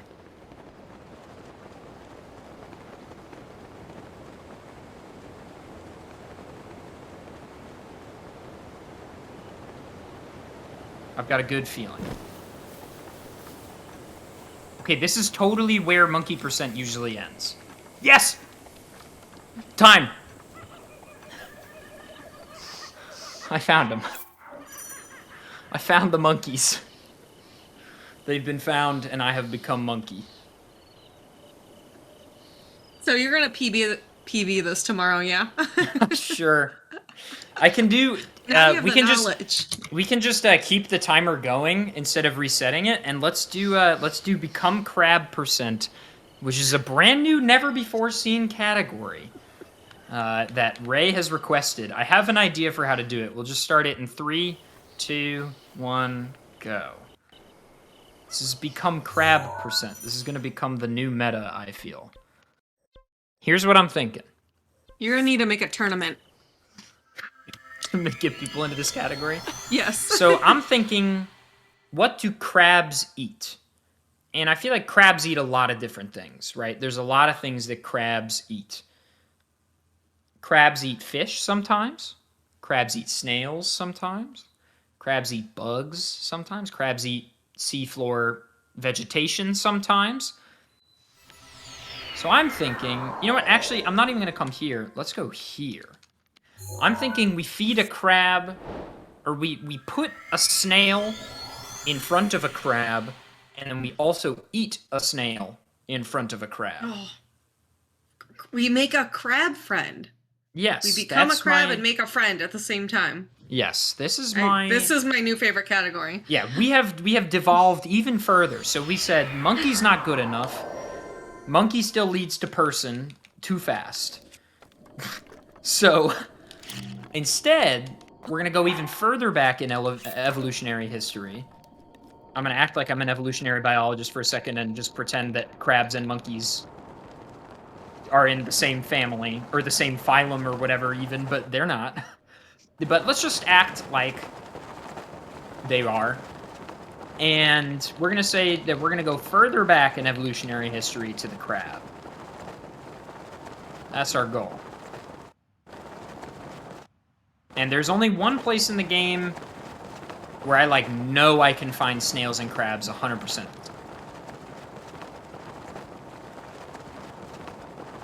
So again, this is Bliss, Bow Lift Smuggle Slide, relatively new trick to Breath of the Wild, where Link can just zoom around.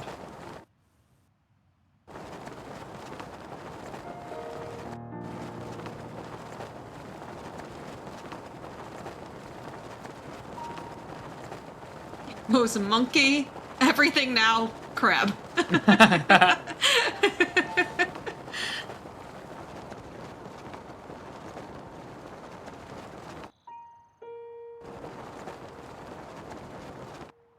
You can see the world is struggling to load around me, because I'm just moving very quickly.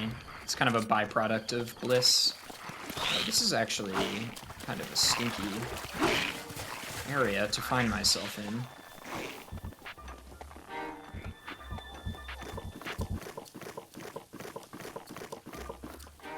So there are snails and crabs near the coast, of course, but there are also sneaky river snails and armored crabs here at Zora's Domain. And I know that for a fact.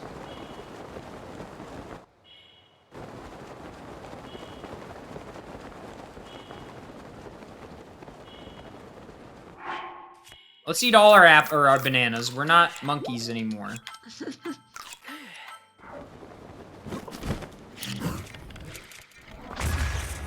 Now we're Max Monkey. The most monkey you can be. Yes. Okay. It's a very pretty area, of course. Little camera tilt for you here. But we want... I'm not going to mimic that guy's voice as bad as I want to. We want 2 of these bad boys.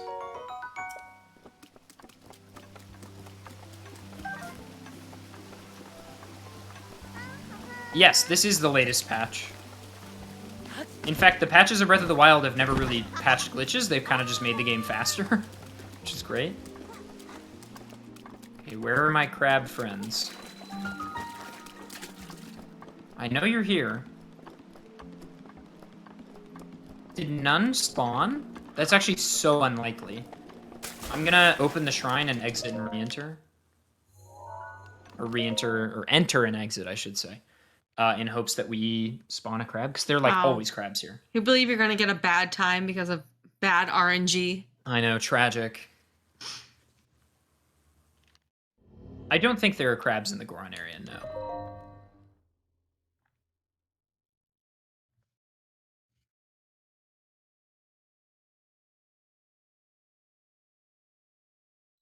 Yeah, no amiibos for crab percent. Okay. There's a friend.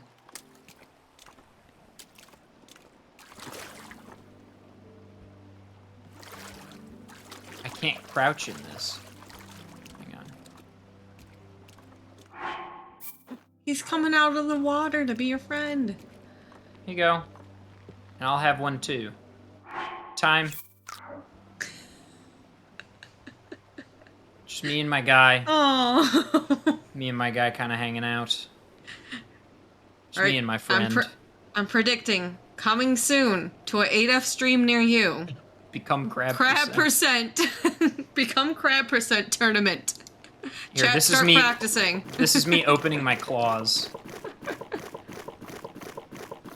Sharing my meal with me, friend. There you go. Wow, they really don't run away if you don't run at them.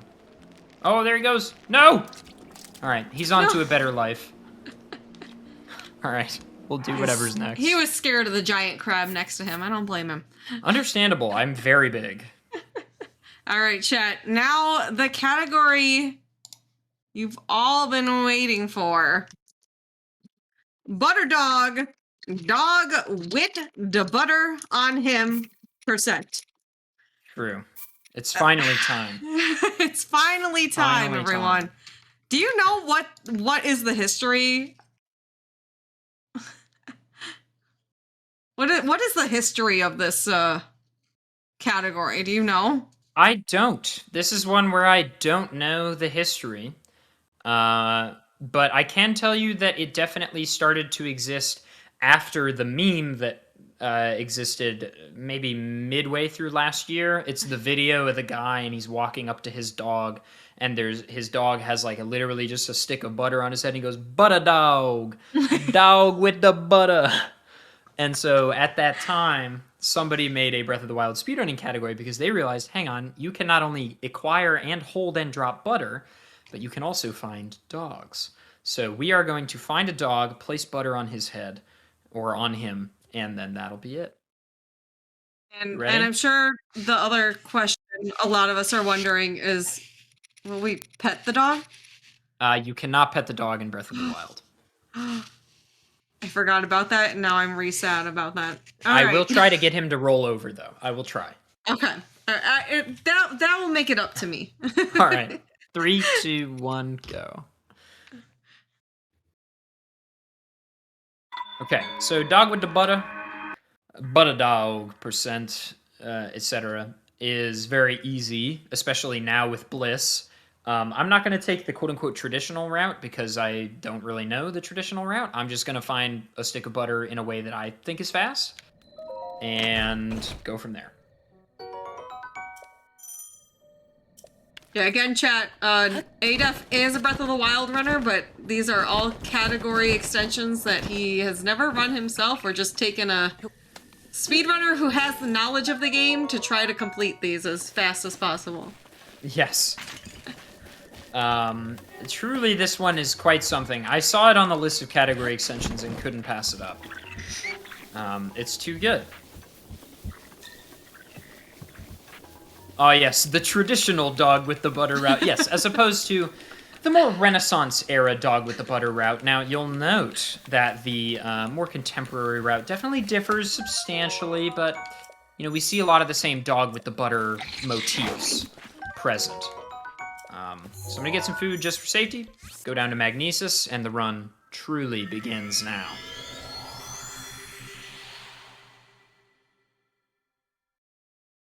I cannot, I'm not gonna lie to you and say that if you follow my channel, I'm gonna do this all the time, because I won't, but maybe sometimes.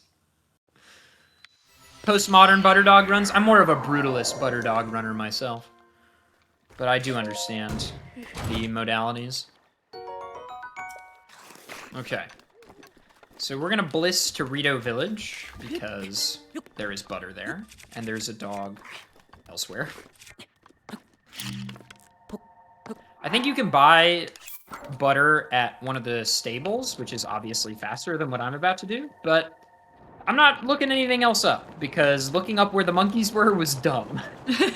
So I'm just gonna go based on pure game knowledge from here out.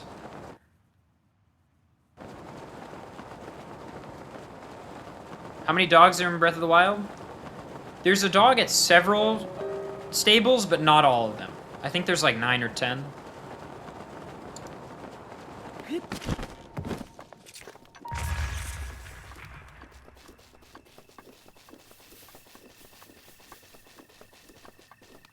Yeah, the bliss movement, it kills me every time I see that. It's pretty cool. It's pretty cool. Kelsey, just DM me, homie. I'll teach you.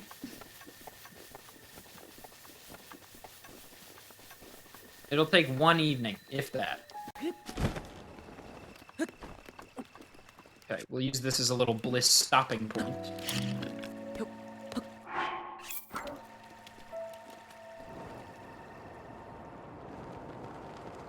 There is, if anyone in chat is interested, I know at a fairly recent GDQ, there was a all dog treasures Breath of the Wild speedrun, so...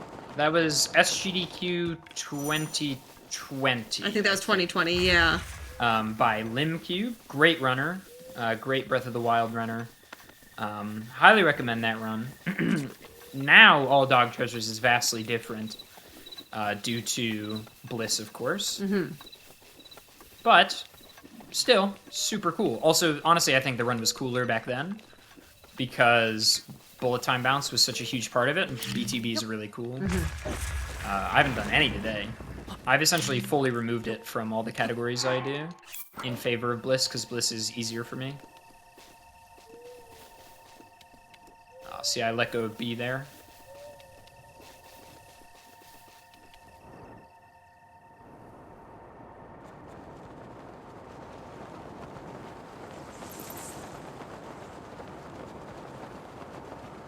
We're sort of just blissing around.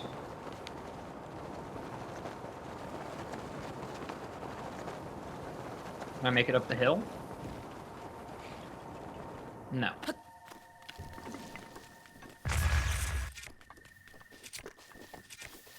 Alright, we are almost there.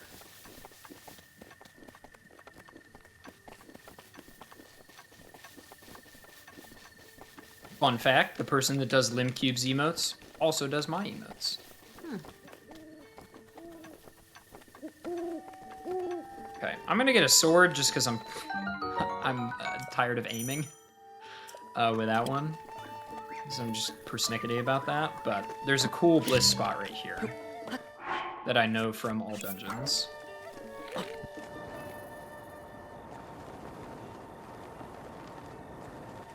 Okay, that is actually not great. So like I said, bliss is pretty persnickety actually. There's a lot of variables that you gotta keep in mind. And I'm trying.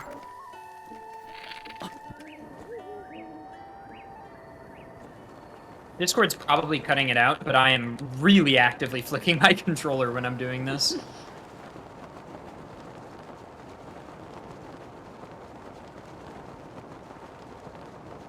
Bliss, I do not think is faster than BTB top speed, but it's more versatile than BTB.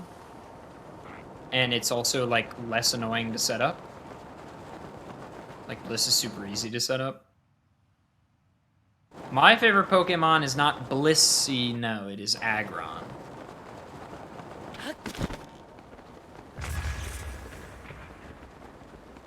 Loud noise. As soon as the game loads.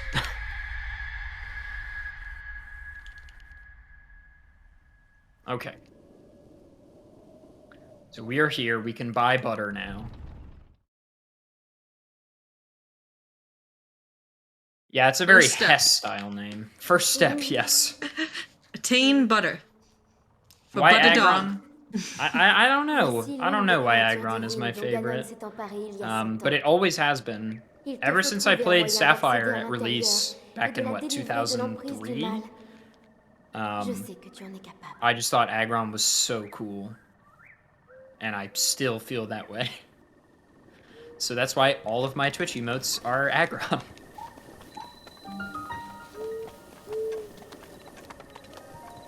I just want to say, my favorite Pokemon forever has been Eevee. Oh, and that's then a good one. Eevee became really popular, and now I feel basic for it. Oh, don't But feel back basic. when I was like, when Pokemon came out, and I was like 6, 7 years old, we got a dog, and I named her Eevee because I loved Eevee. That's adorable. I got 5 sticks of butter. That's adorable. Eevee's a good one. I have an Eevee emote also. Adef Eevee, which is a very cursed emote with a very cursed backstory, but it's not worth getting into.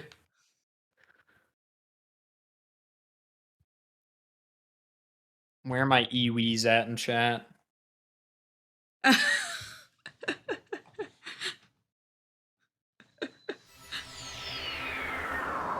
I really like that emote. It was drawn by Phenom. Oh, Phenom made that. Yeah. Good bean. Great bean. Good bean, good emote. I messaged her on Discord and I was like, I have a very cursed request. And she didn't ask any questions.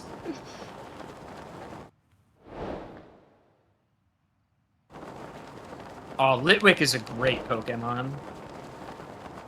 Where my Gen 5 fam at?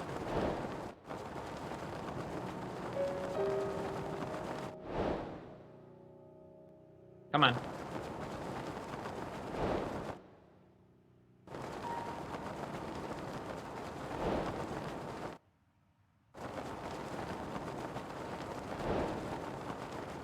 Okay.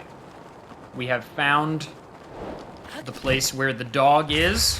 He will soon be a dog with butter. Oh, I didn't. Okay, that doesn't matter. Okay. We may have to load him. I think he's supposed to be right here. So I'm going to unequip my shield and re-equip it until he appears. It might also be too early in the morning, though. His owner might be asleep.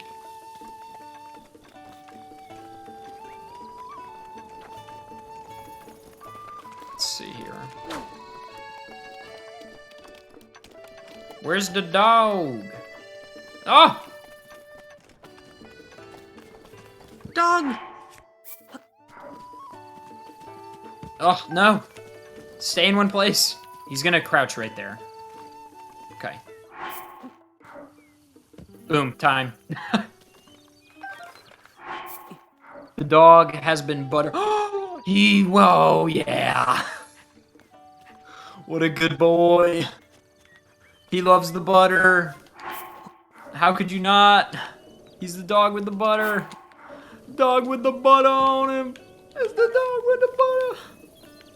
Let's make him spin around. Can we get him to spin around?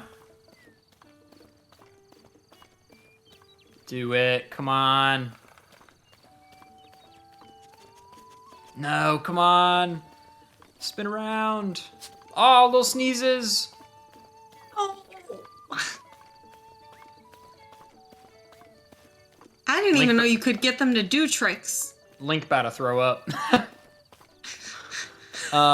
Yeah, you can get them to, like, eventually if you stay by them and get them, you know, they'll sit. Sometimes they... Oh, he's following me. Okay, he might actually spin now, because I'm... He's tracking me. Come on. You could do it. You could do it. Come on. Come on, The dog has Link trained well. I know, yes. Well, at the very least, he rolled over. We got him to roll over. Here, we'll give him all the butter. It's all yours. Enjoy the butter, dog. Deserves so much butter. All right, well, that's it for that one. Yeah. But don't worry, chat. We still have more Breath of the Wild. After this, we're going to be doing all towers. So we're going to take just a quick little wellness break here. Take this opportunity to get up, stretch, maybe get a snack, get a drink, use the restroom, and then we'll be back with more ADF and more all towers.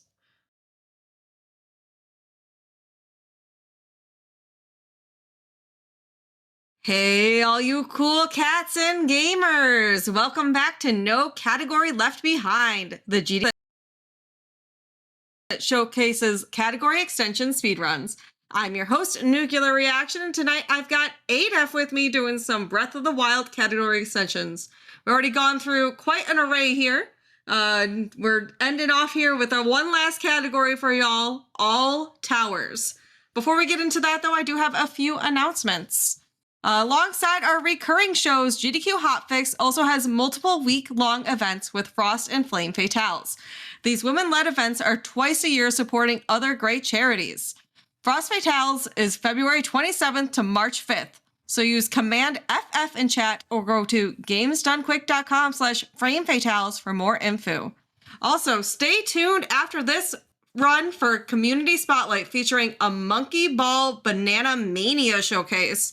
Tomorrow, starting at 7 p.m. Eastern, will be Game Masters, followed by Time Capsule. Wait, is Community Spotlight with Helix after this? Yeah, that is sick. the runner. That's sick. So they actually raced at AGDQ. Mm-hmm. And I definitely recommend. I love any Monkey Ball speedrun stuff. It's always super, super awesome to watch. So I definitely recommend sticking around chat after Breath of the Wild for some Monkey Ball Mania. Hell yeah. All right. So I want to ask, all towers, I think this is a category that you're more familiar with.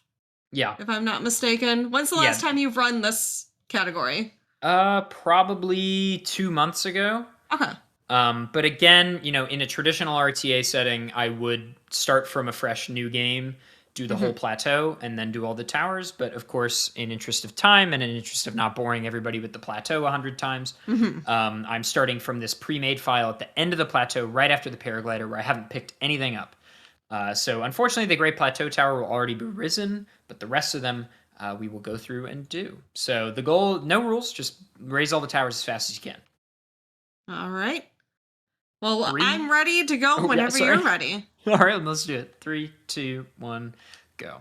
So I sort of arbitrarily decide to start at load of this new file, but again, this is super arbitrary and technically not leaderboard submittable, so it doesn't really matter. But I do have an actual PB of this run that's like 40s. I don't remember. It is a number.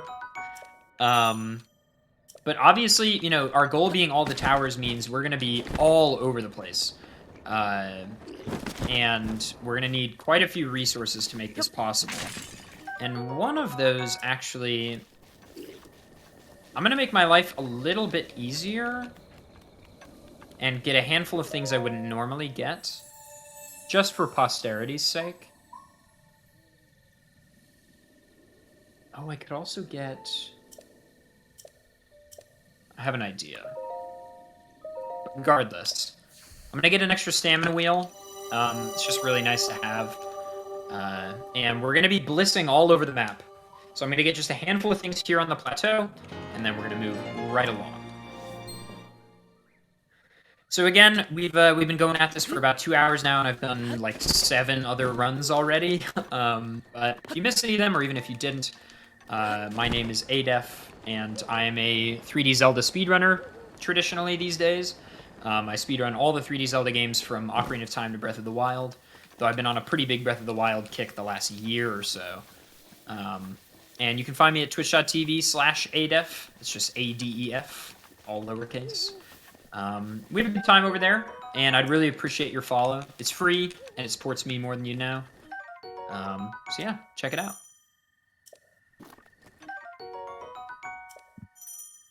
What are other games you've run, ADEF, besides Breath of the Wild?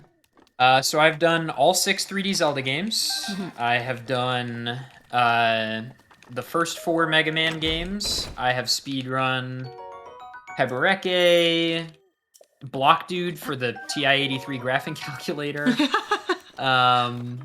I've speedrun VVVVVV. I've speedrun... Nukes, I've been around a long time. I started speedrunning in 2012. I did not know you've been speedrunning that long. I have. When I started speedrunning, I was 14. Wow. No, I was 13. So speedrunning has now been a part of my life for a decade. which is actually pretty crazy to think about. And I'm very glad of that. Speedrunning has obviously now granted me a career, and it's just like so cool. And I've done a lot of games, especially when I was younger and I didn't have anything else going on besides like school and occasionally a summer job, right? And so at that time, I just picked stuff up all the time. Anything I thought was cool, I would learn. And I never got very good at like any of them. Just like I wanted to be average at like I wanted to learn as many runs as I could. So I learned tons of stuff in that era, like lots of Mario, Pokemon, Mega Man, Zelda. These days I'm a little more concentrated, but I still run a lot. There's a lot of Pokemon and Mario still cropping up in the stream. What's your favorite game out of all of those that you've speedrun? So I'm gonna go with kind of a cop-out answer, actually, because I don't really know if this is genuinely my favorite, but it is the game that certainly changed my life the most, and the game I ran the longest. The very first game I ever speedran was Mega Man 1 on the NES. In June of 2012, I picked up that game. The most recent PB in the main category in that run, which is called All Stages, I got was in August of 2019. So I ran the game pretty religiously for 7 years. And I really love that run. It is very fundamental to me. I met a lot of the people that I came to call very good friends through that game. And in 2019, which I sort of would, I would leave the game for like a couple months at a time and then come back, do like a month of attempts or something, and then I would like leave it. But in early 2019, just to give you a little backstory, I went through a pretty nasty breakup, and I was like and I didn't have a job that summer because I had just decided to be a full-time actor, and I was living in New York at the time. And so I was there summer in between school years, and I was just auditioning for stuff in New York the whole summer. So I had tons of free time in between auditions because I had saved enough to just like, be whatever. And I was a little bit depressed and a lot bit sad. So I needed something to occupy my mind, and so I decided to grind the living hell out of Mega Man 1. And I mean, I really went to town on that game. I speedran it. I did pretty much, between practice and attempts, I did like 6 to 8 hours a day for like 2.5 months. The only break I took was I went to Europe for 2 weeks. But other than that, I was just grinding that game nonstop, like all of July and most of June and some of August. And I got an 1854, which at the time was like 7th place or something. And I genuinely believe this, never been more proud of an accomplishment in my life. I'm very, very proud of my 1854, so much so that I wept when I got it. Oh, So that is definitely that's my favorite. that's awesome. I have not. That makes sense why that'd be your favorite. I mean, Yeah, it's just an attachment. yeah. Mega Man 1 has been there for me and been horrible to me many times in the past, so. As all speed games are, honestly. Yes. Okay, so we've got 2 towers here. Unfortunately, I forgot to get ice arrows, but the goal here is to get some hardy durians. Because they're really good for health management, though I just accidentally blew myself up. So I would typically freeze these guys and then get these, but I didn't do that, as you saw. And I'm dead. Do I go back? Like, these durians are, like, genuinely really good. Because you can cook them into food that just, like, has, like, tons of hearts. So... I feel like I can pull it off. I'll skip the 3 right there. I'll go further to the side. Yeah, the autosave should just be right here. I'm gonna, like, really go around here.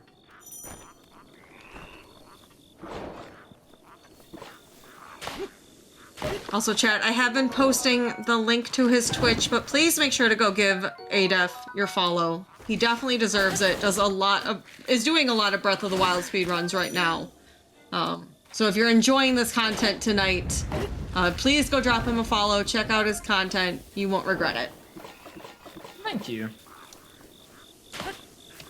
I also run 2 shows here on Hotfix.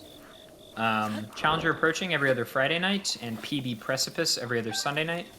PB Precipice is all about, like, real PB attempts. Challenger Approaching is about challenge runs. We have a good time. PB Precipice this Sunday will be Super Mario Sunshine Any %. And... trying to think... and the next Challenger Approaching is Star Fox 64's high score attempts. Okay, that should be good. I'm also going to... We're going to have a little extra time here at the end of this run. I just know that ahead of time. So I am going to go actually get some stuff I wouldn't typically get in an All Towers run in preparation for what I'm going to do afterwards. After this run, for all of you, just as like extra bonus content, I'm going to go beat Ganon. And so to do that, I'm just going to get myself some mighty bananas. Because we want as much attack up food as we can get. But we're not becoming monkeys. No, we are not becoming monkeys. We did that already.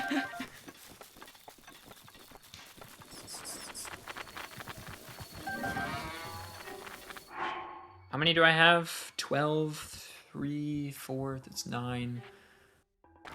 That should be enough. I'd like 2 more bananas. That's fine. Okay, so we have 3 towers now. There are 12 in the game. So we are going to go back here. So our goal in this all towers run, right, is like, what's the best route? And that's a really difficult question to answer, as it is with any speedrun. But, you know, you're talking about, like, essentially the traveling salesman problem whenever you're routing a speed game, especially in an open world. And so in all towers, the question is like, well, which towers can I bliss to and from? And that really means what towers are at either the same z-axis position or lower. And so we're going to kind of abuse that fact here pretty heavily. Come on, Mike. Thank you. Also, obviously, All Towers was very different before Bliss existed. This category has changed a lot after Bliss. In fact, like a ton. All Towers got way faster after Bliss was discovered. This is one of the categories that changed the most significantly. And that's really cool because this category is actually a little more approachable now than it used to be. Bliss is a little easier than what used to exist. But All Towers has changed a lot. It was actually one of the first big categories when the game came out. Because, I don't know how many of you remember, but one of the first big glitches discovered in Breath of the Wild back in 2017 when the game came out was the flying machine. Where you stack 2 of those Goron roller coaster things like this, and then you can magnesis the bottom one and fly around. And they would use that to fly tower to tower. Then Bullet Time Bounce and Wind Bomb sort of iterated the category, and now we are at Bliss being the fastest way. And it's just a really cool thing that has progressed a lot, and it's a lot of fun.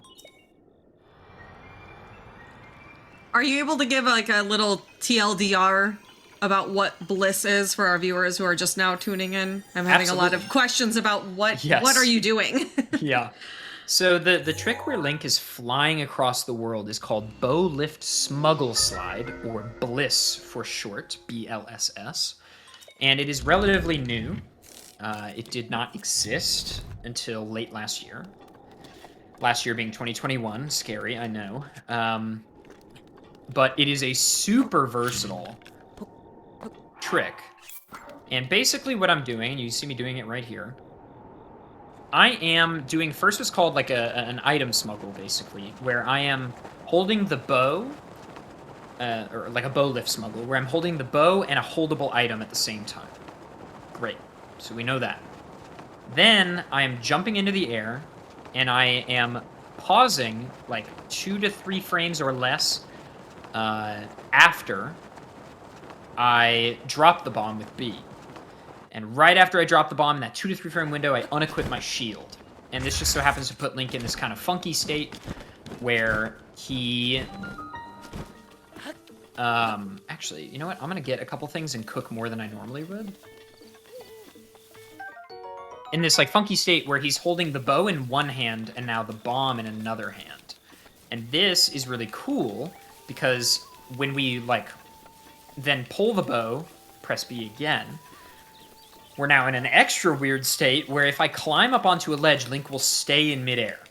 Great. So we can stay in midair. What does that do for us? Well, now that we're in midair and we're holding this item, when I wiggle back and forth, the item pushes Link, and because I'm stuck in midair, I just stay at the same Y, or like I stay at the same Z-axis position, the same height, but I can move my X and Y momentum. And it's really cool, and I highly recommend trying it out. There are great tutorials on YouTube. I recommend Smitchman's tutorial. Can't remember if his YouTube now is just Smitchman1 or Smitch, but it's a great tutorial.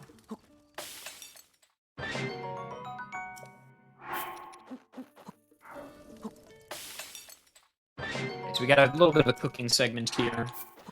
I cannot remember if... I'm going to try to cook the Mighty Thistle with the bananas, so I'm going to save just in case. I think this works 2 and 3.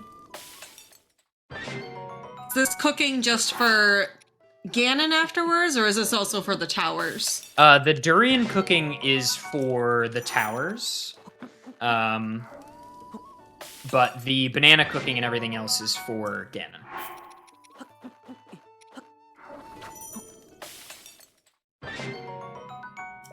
Great. Okay, we have literally so much. No, don't do that. And this is just for safety. Nukes, do you run into this problem that I run into where... Do you have like a key light or something when you stream? Mm-hmm. Okay, I hate it. It makes me look better. And yes. Granted, I have a bad webcam right now. But like, you know, key lights and ring lights are great. They make you look good. They highlight your face. Great. But wow, it just like blinds me after a couple hours. And luckily I have mine like up there and out of the way, more out of the way than it used to be. So it's, you know, more manageable, because it used to be just like right here and I'd be like dying.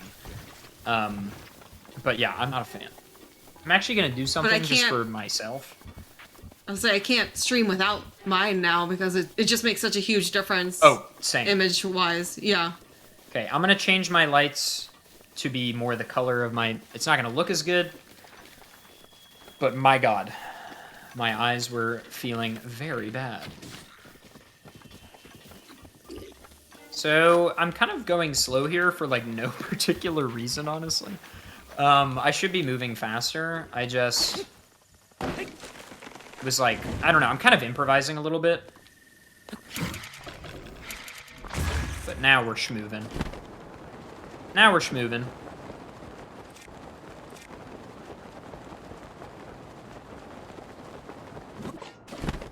What's like your favorite, I'm trying to think of how to word this, your favorite form of movement in this game? Wind bomb. Wind bomb. The wind bombs are so cool, and like I said a couple hours ago now, but like the skill ceiling to wind bombs is so ridiculously high. There is so much to know about wind bombs, and I've been wind bombing now for almost 2 years, and I'm still learning stuff. Not as much now, but like as soon as 6 months ago, I was still learning cool stuff about wind bombs, so they're great. Ray likes this better. Okay, maybe I go with this forever now because it's much nicer on my eyes.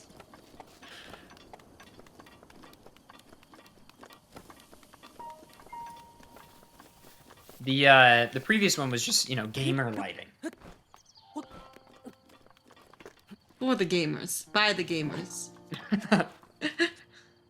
Are you a Razer brand ambassador? Apparently. Apparently. Yeah, that's a good gig if you can get it. Yeah. Okay, so I'm trying to get up on this tower. So far, we don't have any towers higher than this, so I have to just, like, get up onto this one.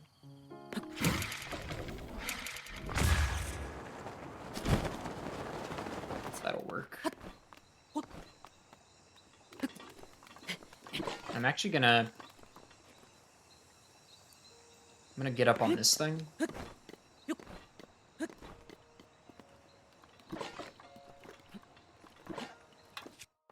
And then I'm gonna do a height bomb. That's not gonna be as high as I want. That's pretty good, actually.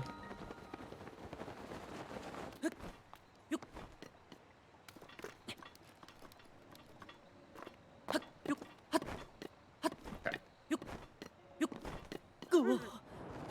Oh. I thought I could make it. I thought I'd have just one sliver of red left, but I did not. So I'll wait. I'll be patient, fine.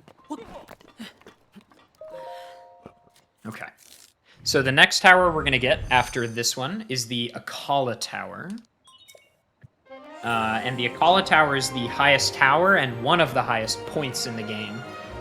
And that will let us just, like, go out to any of the towers from there.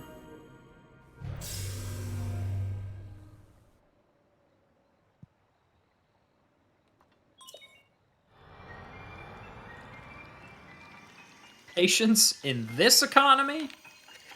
I know.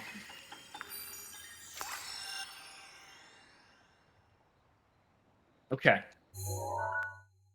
Do you have a favorite area in the game, Nukes? Ooh. I really like, I can't remember the names of the areas right now, but like the whole snowy mountain area. That's the best area in the game. I spent I spent a we lot are of in time agreement. running around with the horse, running over the animals to get their meat and selling it. That is Hebra. Hebra is also my favorite area. Yo, what's up, Kel? Thanks for the good luck, dude.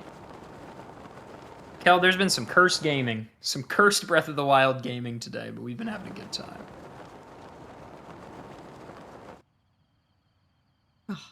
I just can't, this game is so good. Now I need to It go really back and is. play this game. But now I need to utilize the tricks that I've seen tonight. I mean, I will give you a bit of a warning, right, though, is like... just like with learning any speedrun, as you know, it changes your casual experience pretty substantially. And if you're not careful, you'll never be able to experience the game casually again.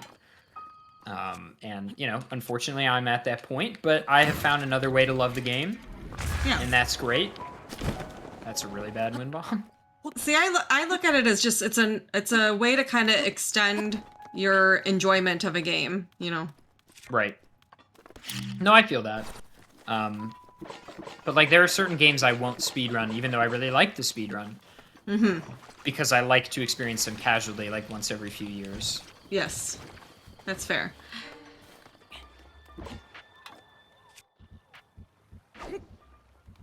That's not high enough.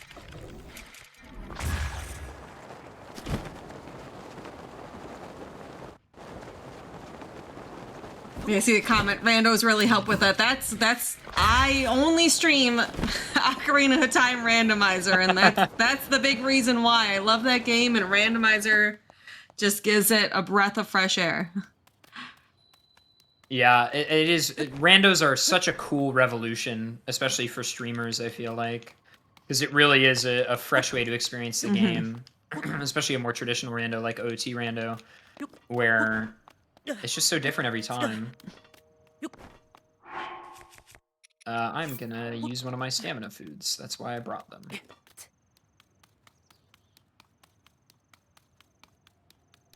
Okay, so the journey up the Akala Tower is a little arduous sometimes. Specifically, the final wind bomb is often very annoying. but we're gonna give it the old college try.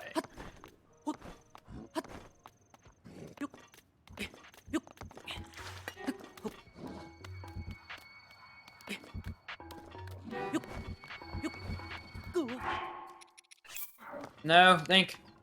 Oh, good. Okay.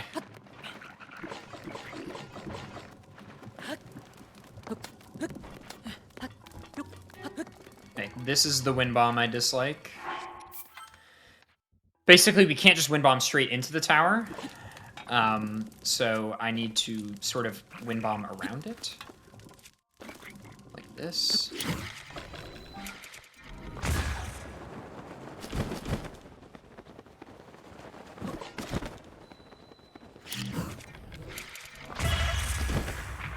Ah. Alright, well, we'll try from here.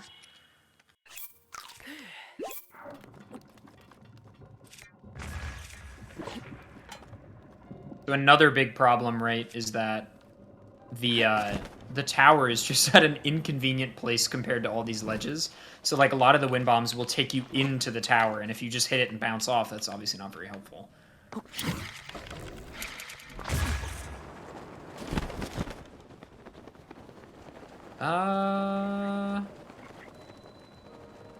Nope. We're just back where we started. Epic. Okay, alright. Yeah, this is basically exactly how I predicted it would go. This is pretty par for the course, honestly. I should just learn an actual spot that's good instead of just trying this every time. But, you know, I think kind of my whole thing is like, I'm too stubborn. I'm a very stubborn speedrunner. Okay, that works.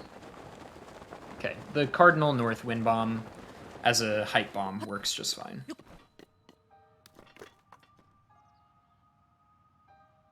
Okay, we have the tallest tower in the game now, which means we have pretty much free reign.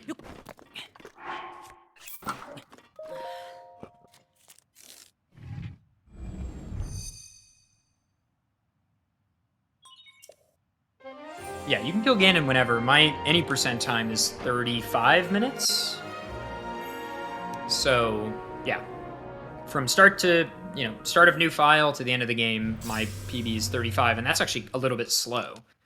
It's fast for the amount of time and effort I was willing to put into any percent, because any percent can be a real grind. It's not a bad time, I would say, but it's fairly average in the grand scheme of things. A really solid any percent time is sub 30 for sure, and then like a really great time is like 27 or lower probably.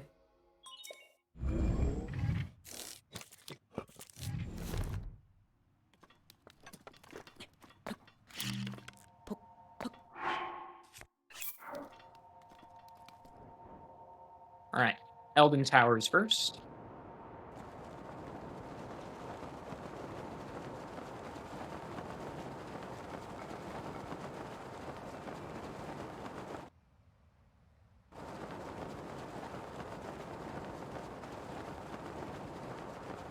Yeah, on that last tower chat, that was because, yeah, there was that red malice goo stuff on the bottom, so Adolf had to get enough height to get over that.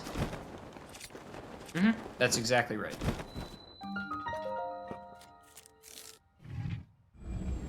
Okay, so after this we have the two Gerudo Towers, the Hebra Tower, the Military Camp Tower,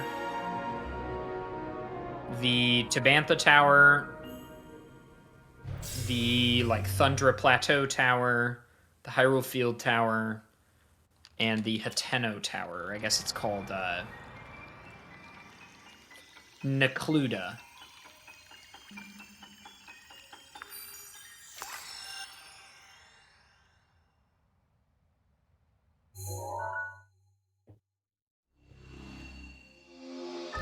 I think, so a lot of, this question comes up in my chat a lot, actually, is like, oh, how's this game so broken, like, whatever. And I think it's actually, specifically with Breath of the Wild especially, I think it's actually a testament to the game's solidity. Is like, that these glitches can be done and they don't destroy the game. Like, what I'm saying is, like, bliss and wind bombing are only possible because the core mechanics are so solid and so intertwined. It's almost like you have too much of a good thing. They're so solid and so intertwined that you wind up with, like, these really beautifully interacting mechanics, and, like, the game still functions. Like, in a bad game, for example, I feel like bliss would just destroy the game. It wouldn't be able to handle it. It wouldn't load properly. Like, this game struggles to load around us a little bit, but it catches up. But I think there's always Yeah, have go to ahead. consider too that, you know, Zelda games are popular to run because it's a popular franchise. So you often find a lot of glitches like this because there are so many people running the game, breaking it down, than you Yeah. would potentially other games that just aren't as popular of a franchise. Yeah, if the same number of people running and glitch hunting OOT, for example, had, instead of spending the last 20 years dedicating their lives to that, we all dedicated our lives to, like, I don't know, Jackbox, I'm sure we'd break that sucker wide open and, you know, find Quiplash skip or something, but you know what I mean. Yeah, I mean, look at it took how many years to find Bliss. Yeah, with this how many Bliss people run this was game and almost look for 5 years. glitches. Yeah. Almost 5 years. Wind bombing took like 2 years. Mm-hmm.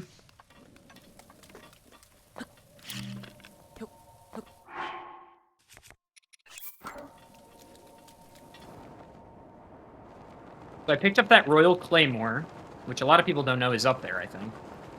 But I picked it up because, since I'll be beating Ganon later, the Royal Claymore is one of the strongest weapons in the game, and is very good to have. Alright. After 2 hours of blissing, my left hand is finally starting to get tired.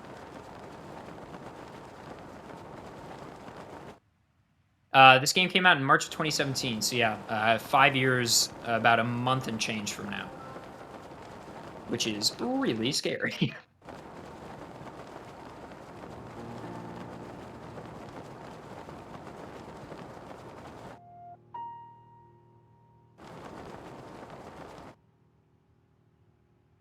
Okay, the Tabantha Tower, or pardon me, the Hebra Tower, this is Nukes and I's favorite area. I'm a sucker for a snow area, so it was not hard for this to be my favorite. But this tower is interesting because I used to struggle with it because I was like, man, how do I, like, there's no good wind bomb spots. You gotta, like, wind bomb up and around, just like Akala. But I'll show you what I figured out. That is really dumb. And, you know, I could just go back to the Akala Tower, sure, and just, you know, keep blissing to every tower, but that's rather slow to warp there every time when I can just go from tower to tower. So, like, these linkages of towers is much faster. These linkages. Oh, man. Unintentional.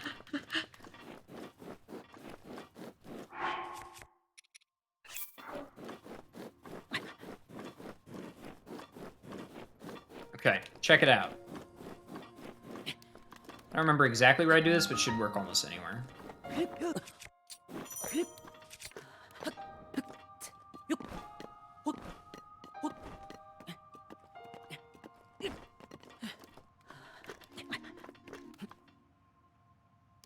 That's it. Just shield jump over. Oh, that was interesting.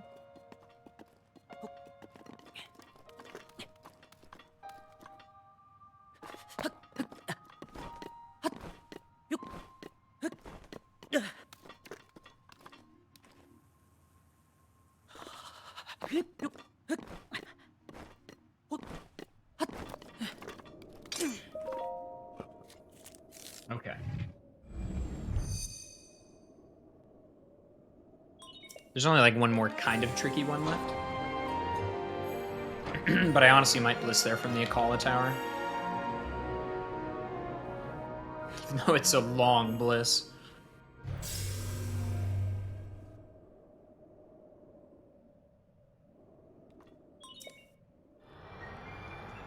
I'll use this opportunity again just to plug myself here, and also to plug Nukes. So 2 streams you need to follow are twitch.tv/adef. There are like 5,000 people here, which is pretty nutty. So like, if you think about it, if even half of you, because there's probably a good amount of you just by statistics that aren't following, right? So like, if even half of you just did it, that would be a crazy increase, right? But anyway, twitch.tv/adef, but also you see her posting the link in the chat. Nukes is a great streamer too. Just like all around good bean. She plays a lot of OT Rando. She hosts this show, which is pretty sick. Very wholesome community, very fun streamer. You won't regret it. Yeah, Spoon's mentioning in there too. I'm gonna actually be doing a Breath of the Wild randomizer sometime in the near future here as well. So Ooh, spicy. spicy Zelda content on both of our channels. That's true. And also make sure to check out ADEF's hotfix shows here on GDQ. Next one is this Sunday.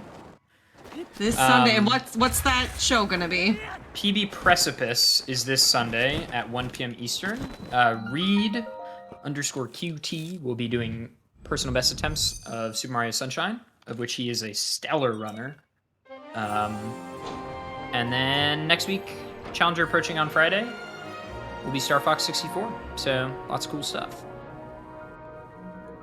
Yeah, so make sure you check those out. We have hotfix shows every day of the week, chat. Lots of great speedrunning content all year round here on GDQ. True. Hotfix slaps. I've now been doing hotfix for about 14 months. Yeah, that's pretty nutty actually. And it's awesome.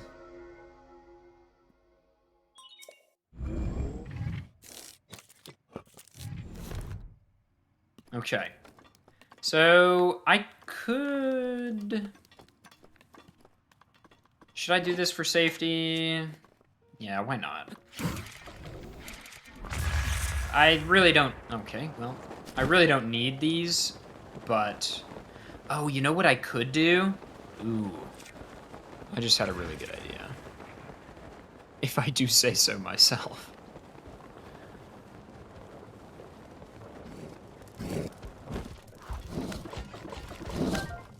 I'll be taking this, thank you.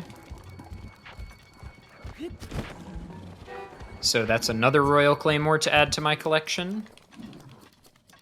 No, you can't do Bliss with something that can't be held as an item. So it's anything Link puts over his head when it's picked up. That's something you can Bliss with. You can't just Bliss with a weapon. That's not how it works. So I'm coming here because I'm just a scaredy cat, and I figure let's finish the run no matter what. Get a couple fairies for our trouble.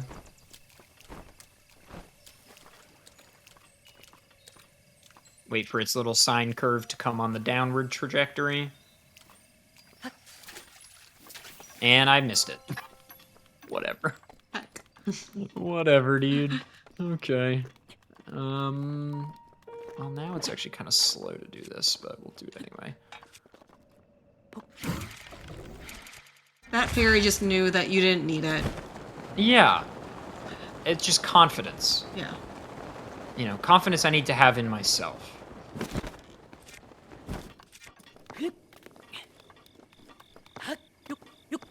Probably gonna get spotted by these guys.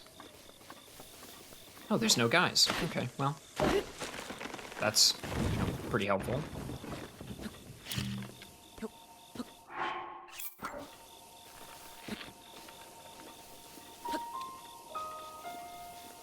Come on, Link, work with me here. Work with me, friend. Or not. Okay, thanks, Chief. Oh, there are guys. Okay, hello, guys. Goodbye. Goodbye, fellows. See you, fellas.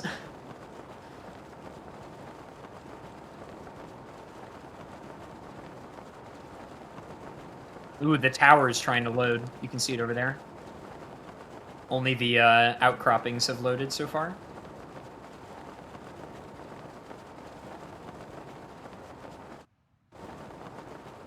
I'm actually surprised it hasn't loaded yet.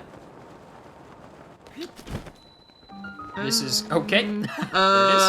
Oh, there we go. Cool. Sometimes the towers load in as like they look like really poorly made clay versions of themselves. And it's like a flat plate on the top. They're very silly.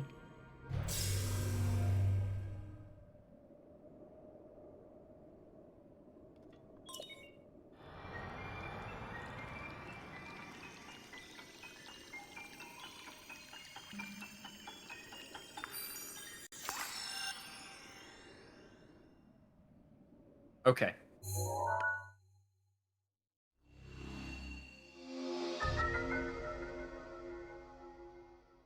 So, we'll do one more in this sort of, grouping of towers that I've been blissing to and from, which is over here.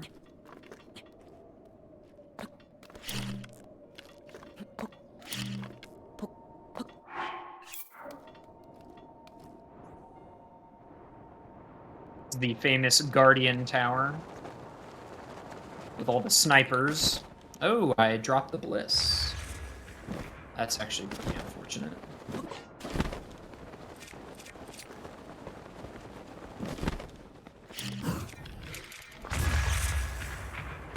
And I can't win bomb either? That's pretty exciting.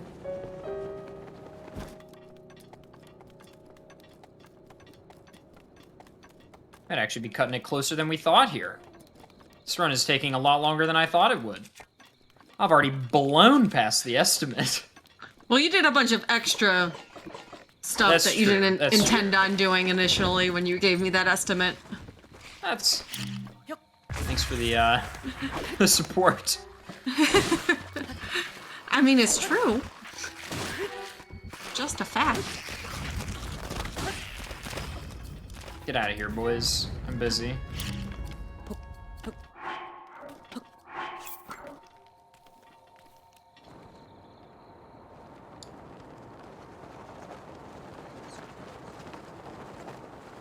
Goodbye, Keese. I too can fly.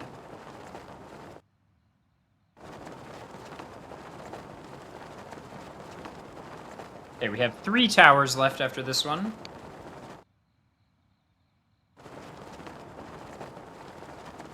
Ooh, are we high enough? I think just so. Hey. Ayy.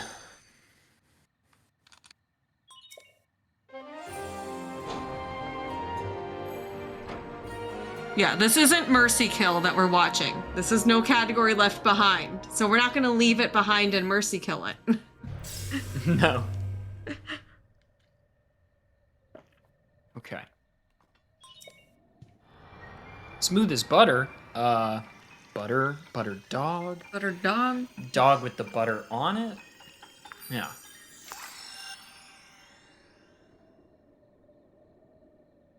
Okay. We're getting there.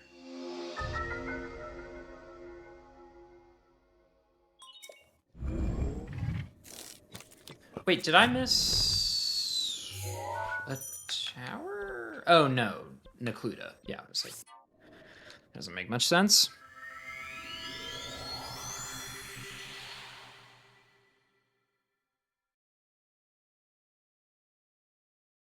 Just pulled off your first bliss. Let's go. Very exciting.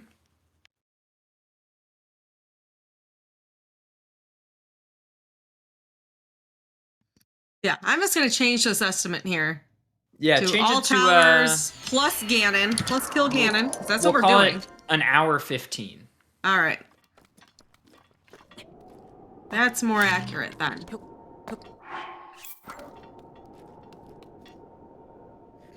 We're gonna go through a rain cloud here. Very exciting.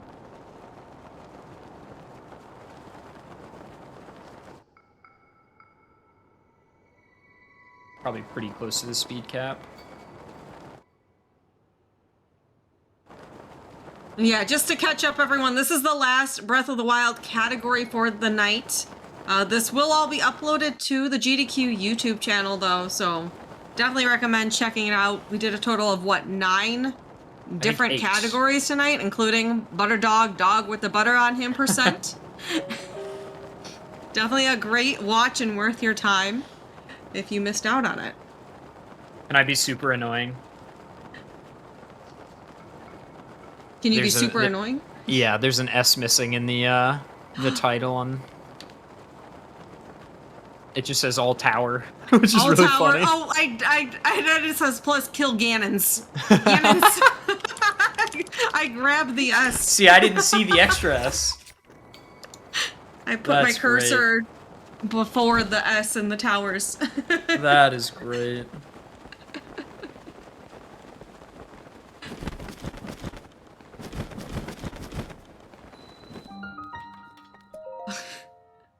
I love that.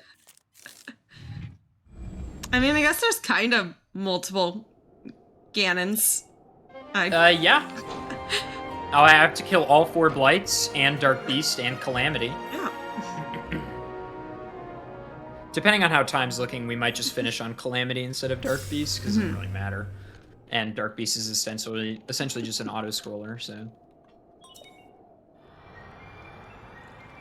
Though an auto-scroller I frequently do poorly on, so... You know, never discount the easy parts. Scott Pilgrim and the 7 evil Ganons. That's a good one.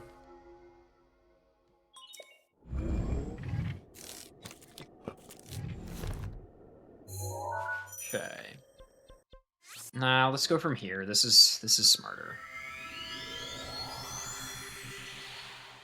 This will probably wind up being faster than going from the Akala Tower, honestly.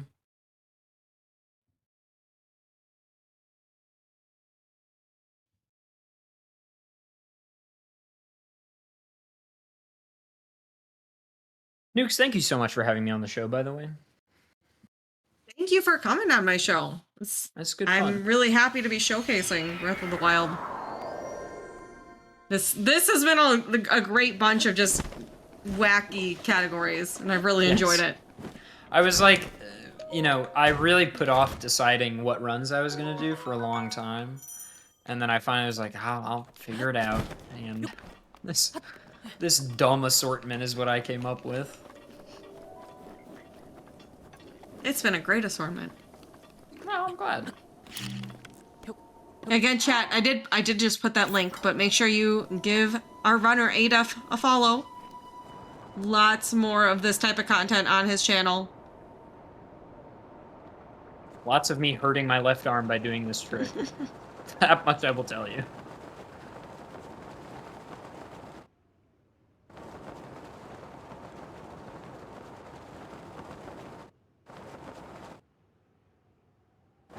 Okay, so we just have this tower and the Gerudo Highlands tower left.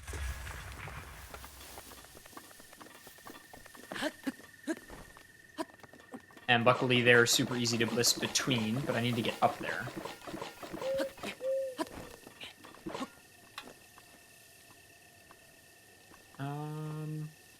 Let's go this way. That might be better.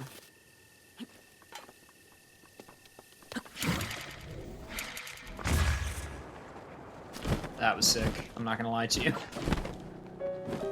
That was really cool.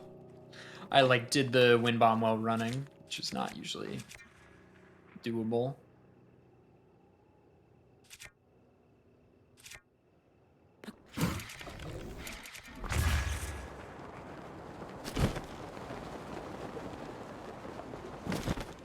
Whoa, Link, buddy. Oh, what are we doing there, Chief? Uh-oh. I really thought he was gonna grab this, but he didn't. It's all about the journey, Ada. That's, you know, I was discounting that as the problem. Yeah, I was about to say that's not gonna work. The wind is pushing this circle bomb as I place it. Oh, but the bomb knocked this over? Question mark? Oh. I didn't know this was an intended way to do this. I thought, okay, well, whatever. Works for me. I think I have... See, it's all about the journey. It is. I have a stamina food left, so I can kind of just drill this. Okay.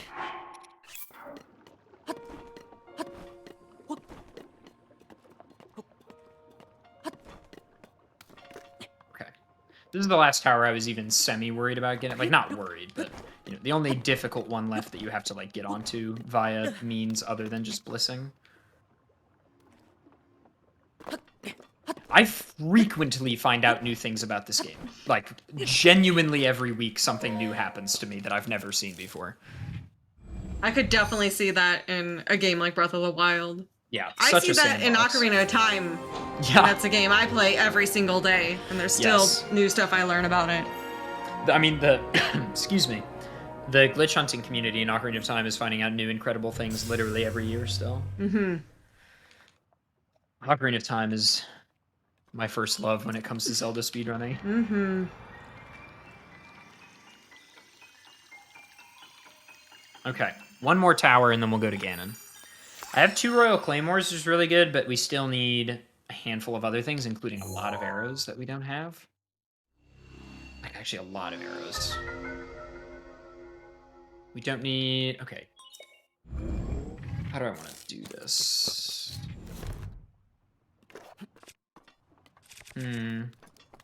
I'll come up with something. I always do.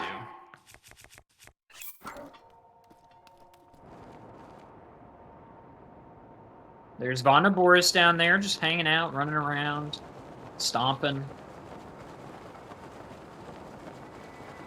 We are one-track minded. We got other stuff going on.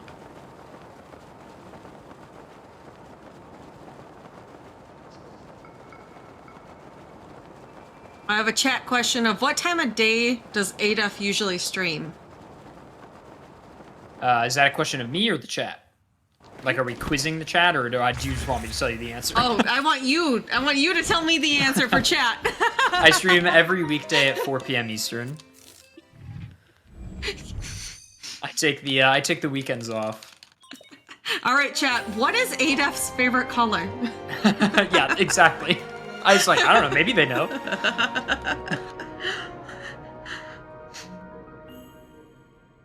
Do you want to guess my favorite color? And I'll guess yours.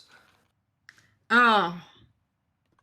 You strike me as someone who likes the color green. I do like the color green, but it's not my favorite. My favorite color is orange. Well, that's why I said you liked it, and that's not your favorite. I meant to say your favorite color is orange. Okay, well then you nailed it. You just cut me off. You absolutely nailed it. Man, a ton of people and none of them are guessing it. And that's the full map. So we've done the whole, that's all the towers, yay. It's probably fastest from here. That's my favorite color is pretty close to that family. Of orange? Of orange. Are you a fan of red? Or is it yellow? Yeah, yellow. Wow, that's such an unpopular choice, Yes, I feel like. I've always loved it. See, I don't dislike yellow. What kind of yellow are we talking? All yellow. Give me that nasty, like, mustard yellow. Give me a nice pale yellow. That. See, like, I definitely have a slight aversion to yellow, I would say, as opposed to other colors. But I gotta respect when you're like, just give me the nasty yellow. I'm all, I respect it. Yeah, it's all sunshine to me. Oh, that's really nice, actually. Butter yellow. Yes, okay, I'm butter converted. yellow. I really like that butter yellow that we saw earlier. Yes. You know, the one on the dog. I'm a convert. Okay, so you can see the malice flying away from us. You're not intended to approach it this quickly, so you aren't supposed to see the hidden effect that it moves with you. But it does. And the castle it takes a long time to load because it's a rather intensive area. It's got more stuff than any other place in the game. But I'm going to get this bomb arrow chest. And I'm going to rapidly unequip and re-equip my shield to try to cause the game to load faster. You can also switch the runes to make this happen. There we go. Why does that make the game load faster? Because you're just making the game load other things more actively. So you're like, you know, unloading and reloading the actor/polygons for your shield. And so you're like, I think a really bastardized, very non-game design way that I would try to understand it is like, or that I do try to understand it, is like, I'm causing the game to load things. Sorta. If that makes sense. Yeah. No, that makes sense. In a weird way. Yes.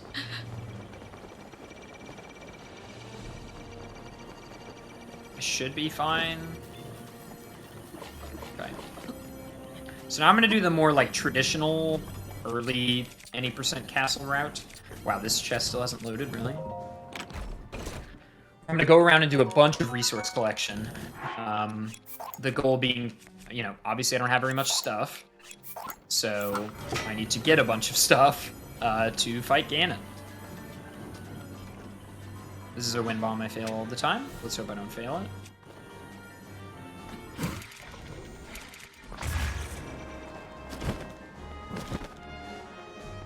Okay, well, I didn't fail it, but I didn't really get it either. But I didn't die. And that's really the important thing. Oh, I got rid of my axe. That was dumb. Oh, I didn't need to break this, I just realized. I'm actually gonna save because we don't have very many arrows, so we kind of need good luck here. This crate gives random arrows. Like, that's not good enough. 1 fire arrow and 5 normal arrows is not exactly what we're looking for. We're looking for, like, at least 10 things. I'll take 10 of any kind. Bomb arrows are the best. They do the most damage. That's a great yield. This is about as good as it gets. That is as good as it gets.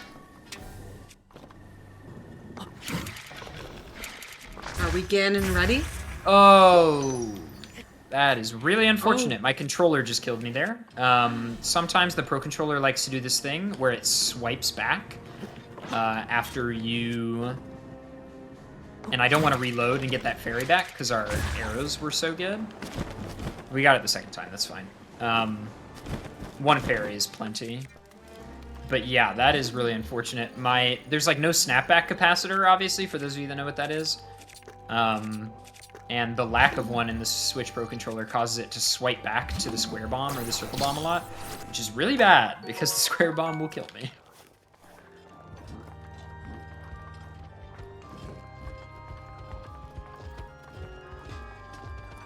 Oh, don't do that.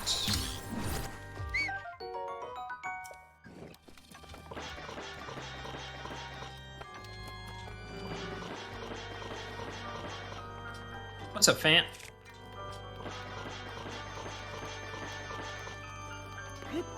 What's that thing with the sword you're doing? Is that like... Oh, I can't believe I haven't explained that yet. Yeah. So that is called throw sprinting. And it is the same concept as whistle sprinting, it's just a little harder. And I just do it because A, it creates less noise.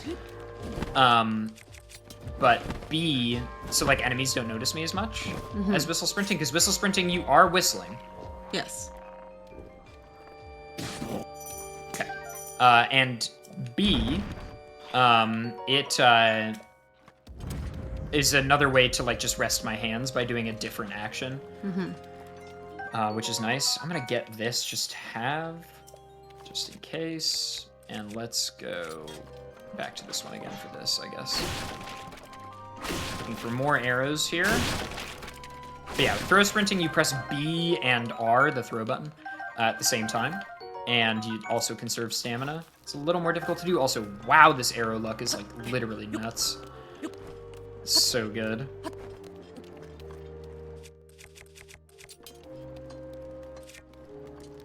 So we want this Lizalfos boomerang. So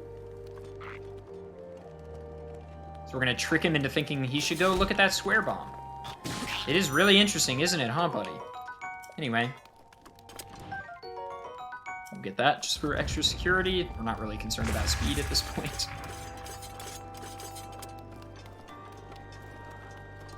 I shouldn't need that, but you just never know. Might as well get it. Do I have an open weapon slot? I do. Perfect. Yeah, why not?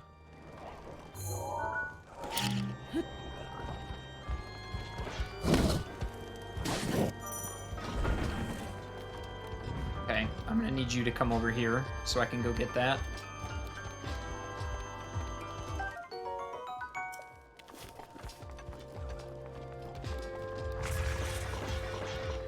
This is typically the point where you would cook a bunch of food, but I already did that. So we're actually gonna do this. Do a couple more wind bombs.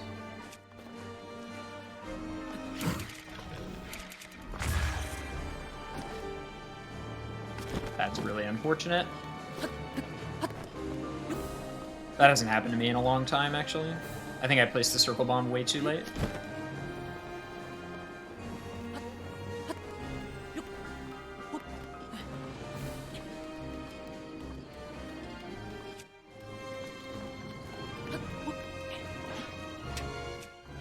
Should be fine. It's not fine. It's not fine at all. Let's come over here. I didn't know the square bomb was still around.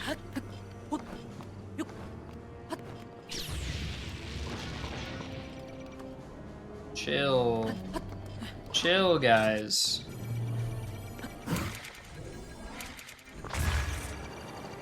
Okay, that works. Okay, the next thing I'm gonna do is gonna look really weird. I'm gonna set up a trick called Wind Blight Skip. Wow, that load was something else. We're gonna shoot an arrow, and it's gonna hit Wind Blight while he's spawning in his opening cutscene where he's like, I'm really scary. And it is gonna kill him. We will give this as many tries as it takes, because it is so good, for resource management especially.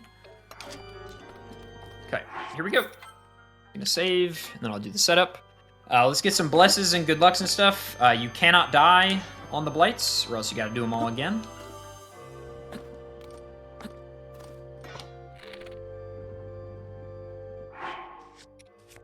That should work. Start with the 4-minute. Skip this cutscene, then we'll find out if we got it. If he shakes around wildly during the cutscene, then we're good to go. Okay, should be fine. Oh, we did a ton of damage.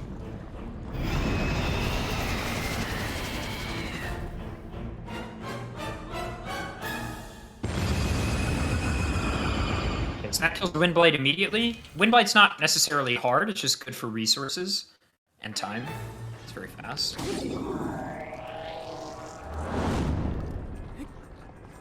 So now we're gonna just go through the blights as fast as I can. I have extra Royal Claymores, so these will actually be really fast. Because the Royal Claymore is so good.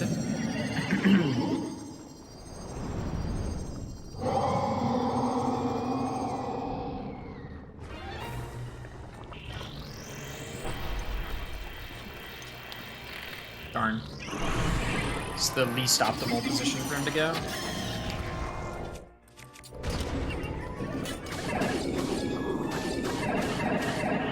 Is that all RNG, his positioning, or? It's slightly manipulatable, actually.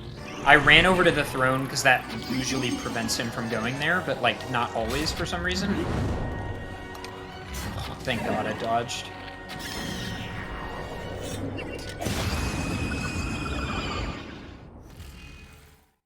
Oh, that's not good that I don't have a weapon. I always forget to do this, dude.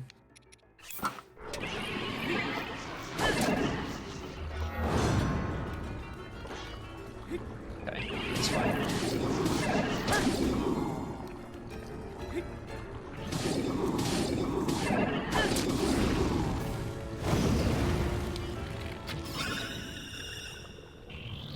That's not how first phase is supposed to go at all, but...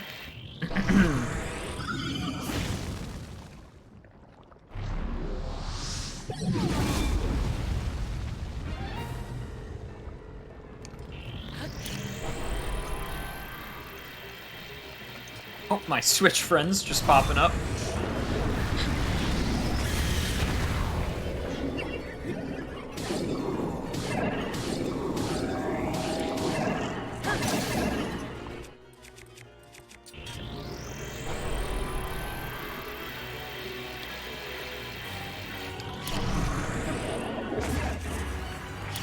Did you know you can knock him down with just bombs? And you can kill yourself accidentally.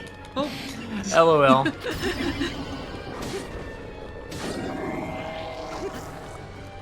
Hello? Link, just hit him for God's sake.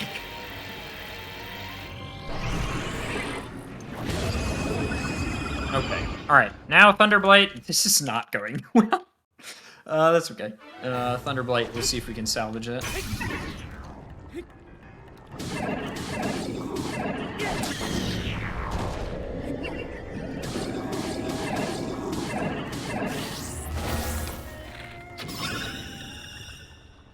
Good. Excellent first phase.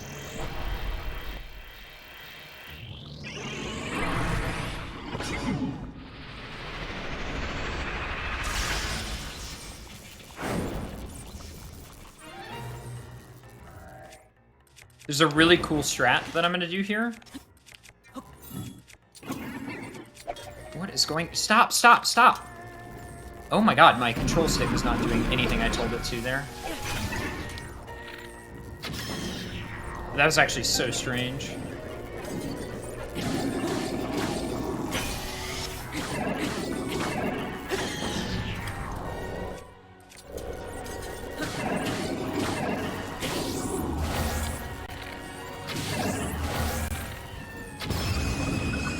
Okay, that's the blights. Now we got Calamity. This is the actual hard one. Those are the warm-ups. We want a good first attack? Nope. Shouldn't really need anything, honestly. I'll grab this and those, sure.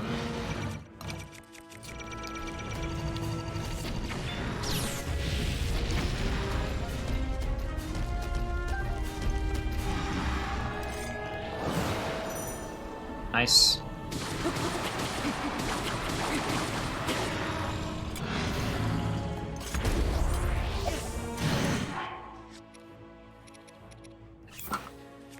Let's do that and this.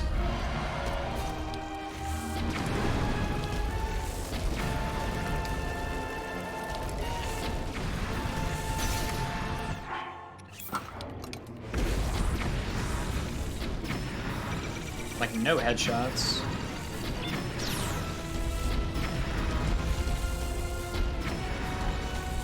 That was good.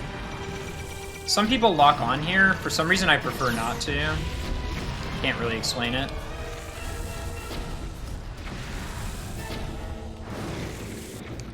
That is so bad. I didn't get him in time, and this is the worst attack. I'm dead. Ooh, it didn't eat my fairy. Let's go. I'll just do this. It's fine. One hit protection is blessed. He's back on the wall? That is so unbelievably unlucky.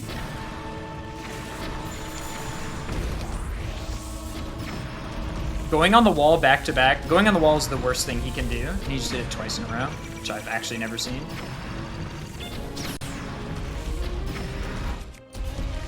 Switch to shock arrows. Okay, that's first phase. The bow is done.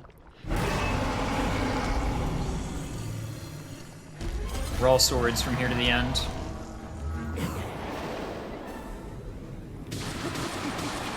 We're gonna have to parry at least one of his lasers, if not a few. And he's back to the wall. I've been getting such bad Calamity luck the last month, it feels like. I'm just cursed right now. I hate that attack. That's the best attack. This is the one we want.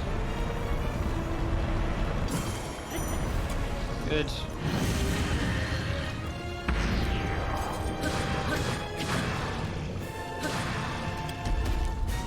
Ooh, I was so late.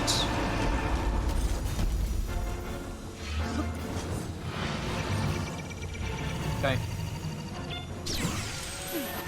Good.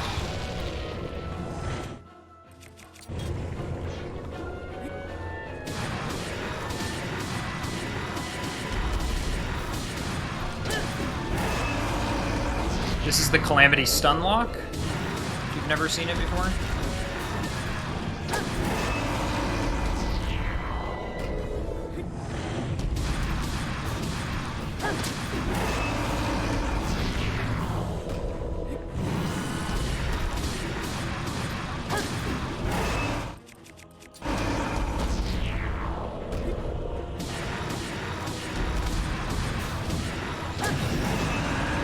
Nice. Okay, we'll call that time.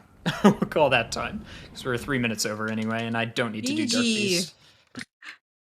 Oh, okay. So far, I have not died on Calamity on hotfix, I think. I think every time I've done it, but I don't know. Also, 108, just under the random estimate I picked by complete luck, I guess. Well, thank you again, Adaf, so much for being on my show. I really appreciate it. I've loved all these runs you did tonight, and I think a lot of the audience agrees with me, especially But a Dog. Yes, we all love the chiefest of runs. That was, yeah. And if, again, Chad, if you missed any of these runs, this will be uploaded to Games Done Quick's YouTube channel tomorrow, so please check those out. And also check out ADEF's channel at twitch.tv/ADEF. I'll put that in chat again for you to follow. ADEF, let us know what can people expect to find on your channel? Sure. So I do a lot of Breath of the Wild speedruns, but I also speedrun all the other 3D Zelda games from Twilight Princess to Wind Waker and Ocarina of Time. I also do lots of Pokemon randomizer runs. Those are a lot of fun, mostly Pokemon Emerald randomizer. And occasionally we do some shenanigans of other kinds. I also run a Dungeons & Dragons show featuring speedrunning personalities called Speedrunners and Dragons, and Season 3 should be starting sometime this year. Yes. Oh, and that's so good, chat. If you haven't seen that Speedrunners and Dragons, that's really, really great show. Please go give ADEF a follow. Also, ADEF, I know you do a couple hotfix shows. Can you let chat know what those are? Sure. So on every other Friday, I run Challenger Approaching here on the channel, and every other Sunday, I run PB Precipice. PB Precipice is about personal best attempts, and Challenger Approaching is about challenge runs. Yeah, so make sure, again, GDQ hotfix every day of the week, chat. Make sure you come back to the channel. Lots of great runs every single day. We are unfortunately done with Breath of the Wild for the night, but thank you again, ADEF. This has been a blast. But we're not done with speedruns tonight, chat. We've got more Monkey Ball Mania coming up after this, so make sure to stay tuned for more gaming.